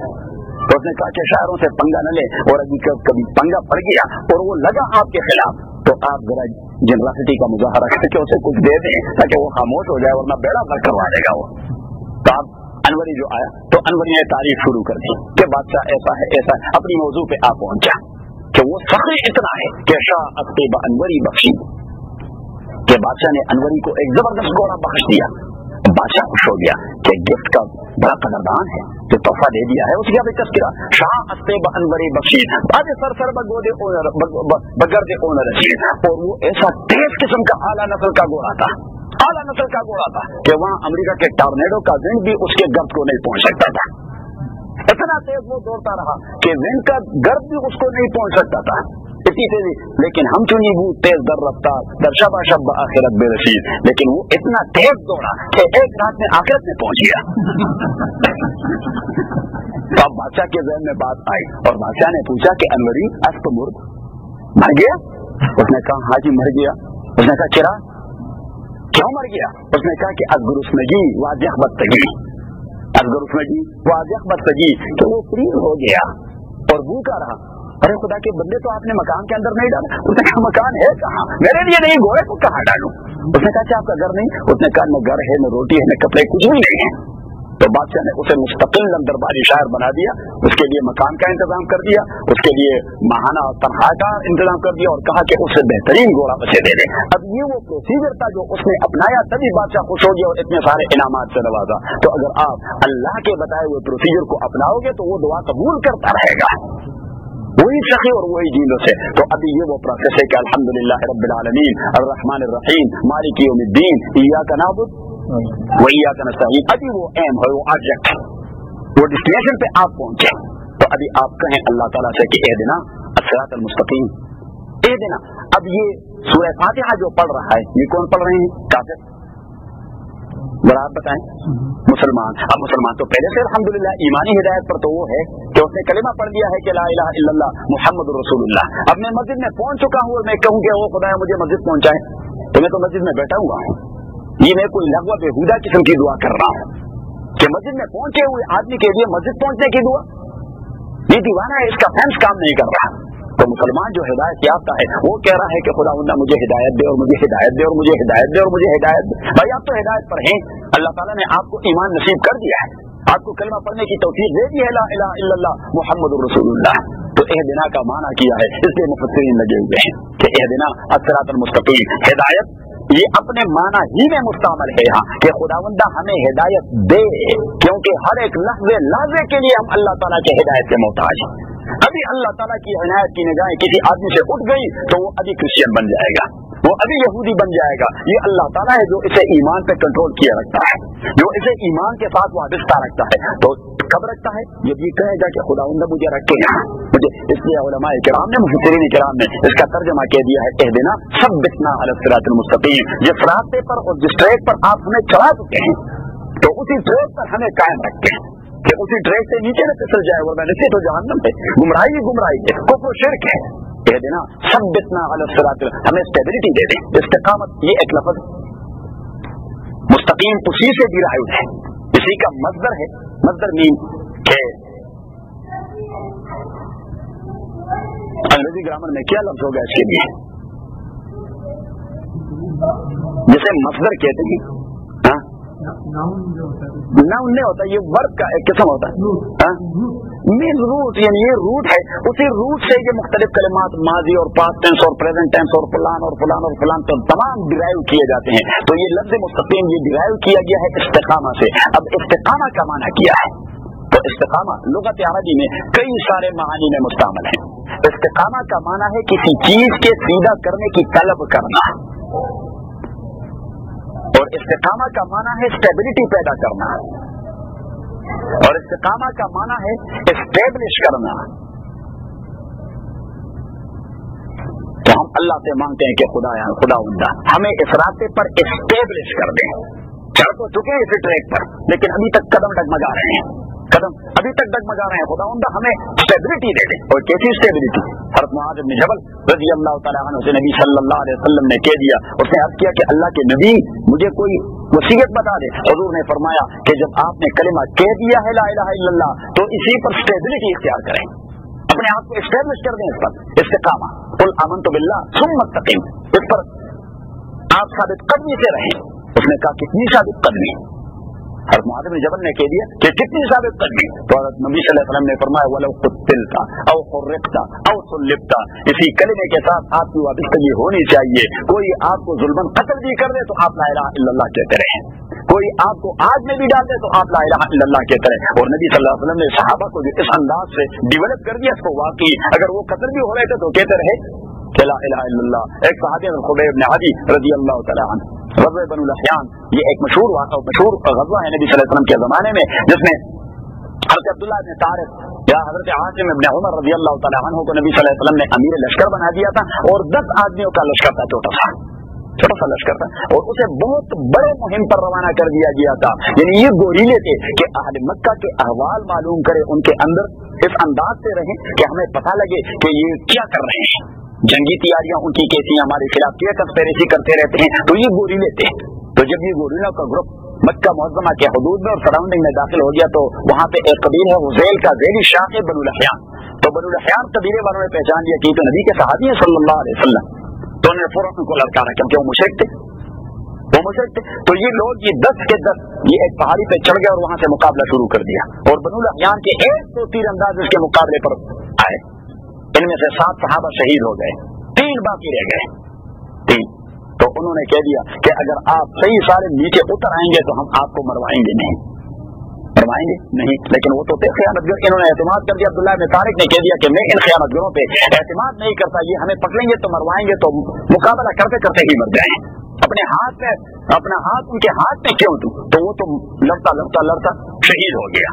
और 2 सहाबा जो थे वो नीचे आए और उन्होंने गिरफ्तार कर लिया। इसमें एक थे खुबैब इब्न अदी रजी अल्लाह तआला अन्हु। अभी यहाँ आने से पहले मैं एक हदीस देख रहा था कि नबी सल्लल्लाहु अलैहि वसल्लम ने जब जिहाद के लिए जा रहे थे तो आप सल्लल्लाहु अलैहि वसल्लम ने कुछ उसूल बता दिए सहाबा को, और उन्हें बता दिया वो जुमला बड़ा कीमती था कि नबी सल्लल्लाहु अलैहि वसल्लम ने फरमाया वो युजीरु अलैहिम अदनाहुम व यरुद्दु अलैहिम अक़साहुम व हुम यदुन अला मन सिवाहुम। कि वो मेरे सहाबा आप ज़हन में 3 बातें रखें या 2 बातें रखें कि वो युजीरु अलैहिम अदनाहुम व यरुद्दु अलैहिम अक़साहुम व हुम यदुन अला मन सिवाहुम। अभी तो नबी सल्लल्लाहु अलैहि वसल्लम के बलीग व फसीह कलाम के जुमले थे, और पूरे का पूरा कानून जंगी वो उसके अंदर वो शामिल था। उसका मफ़हूम किया था कि नबी सल्लल्लाहु अलैहि वसल्लम ने फरमाया कि कभी लड़ते लड़ते एक आदमी लश्कर से निकलकर किसी ग्रुप के साथ वो नबरदाज़मा हो जाता है, और वहां लड़ते लड़ते उसे बहुत सारा माल गनीमत हासिल हो जाता है, तो उसका कोई हक नहीं कि वो क्लेम करे कि ये तो चूंकि मैंने तनहा हासिल किया है लिहाजा ये तमाम मेरा हक है। हुजूर ने फरमाया नहीं, आप ये हासिल इसलिए कर चुके हैं कि पीछे वहां वो फौज लड़ रही है, इसलिए आपको यहाँ ये फतह और कामयाबी नसीब हुई। तो हुजूर ने फरमाया कि ये स्टेट की प्रॉपर्टी है, उसको उसका हिस्सा मिलेगा। एक इंतहाई कीमती जुमला। और दूसरा फरमाया कि वो युजीरु अलैहिम अदनाहुम, अगर आपका अदना सिपाही भी किसी के साथ अमन अमान का वादा कर चुका है तो आपके जर्नल को भी हक नहीं कि वो उस वादे को वायलेट करे, अदरवाइज मुसलमान फिर डिपेंडेबल और रिलायबल नहीं रहेंगे। तो अगर आपके अदना सिपाही ने भी किसी कौम से कह दिया है कि चलो आप हमारे अमान में हैं, तो आपका chief of the army staff भी उसको वायलेट न करे। तो युजीरु अलैहिम व यफ़अ बिज़िम्मतिहिम अदनाहुम व हुम यदुन अला मन सिवाहुम। तो काबिल एहतराम बुजुर्गों, मैं अर्ज ये कर रहा था कि अब अगर खुबैब इब्न अदी और वो दूसरा सहाबी वो गिरफ्तार हो गए। खुबैब इब्न अदी के हाथ से ग़ज़वा बदर में काफिरों के एक बहुत बड़े सरदार हारिस इब्न आमिर कत्ल हो गए थे। उसके बच्चों को पता चला कि हमारे बाप का कातिल ये हुज़ैल कबीले की कैद में है, तो वो राइट अवे इनके पास आए कि हम इसके मुकाबले में जितना आप डिमांड करें हम दे देंगे, लेकिन ये आदमी हमें दे दें क्योंकि इसने हमारे वालिद को कत्ल कर दिया था। हुज़ैल कबीले ने खयानत कर दी, इस तरह मुशरिकीन का तरीका था, और उन्होंने कहा कि आप 100 ऊंट हमें दे दे तो हम खुबैब को आपके हवाले कर देंगे। उन्होंने राइट अवे 100 ऊंट दे दिए और अगर खुबैब इब्न अदी रज़ी अल्लाह तआला को ले गए। जब ले गए तो उसके सलीब पर चढ़ाने के लिए बहुत बड़ा एहतमाम किया गया। इमाम बुखारी ने किताबुल मगाज़ी में वाक़या नकल किया है, और पूरी मुनादी कराई गई कि फलां तारीख को मोहम्मद का एक साथी है सल्लल्लाहु अलैहि वसल्लम खुबैब, उसे कत्ल किया जाएगा, सूली पर चढ़ाया जाएगा। हरम के करीब वाले मैदान में सूली का इंतजाम किया गया, और जब सूली का इंतजाम किया बहुत सारे लोग जमा थे। हज़रत खुबैब इब्न अदी रज़ी अल्लाह तआला अन्हु को लाया गया। और जिस तरह एक रूटीन बिजनेस है कि जो आदमी फांसी पर चढ़ाया जाता है हुक्मरान उससे पूछ लेते हैं कि आपकी कोई आखिरी तमन्ना, तो उनसे भी पूछा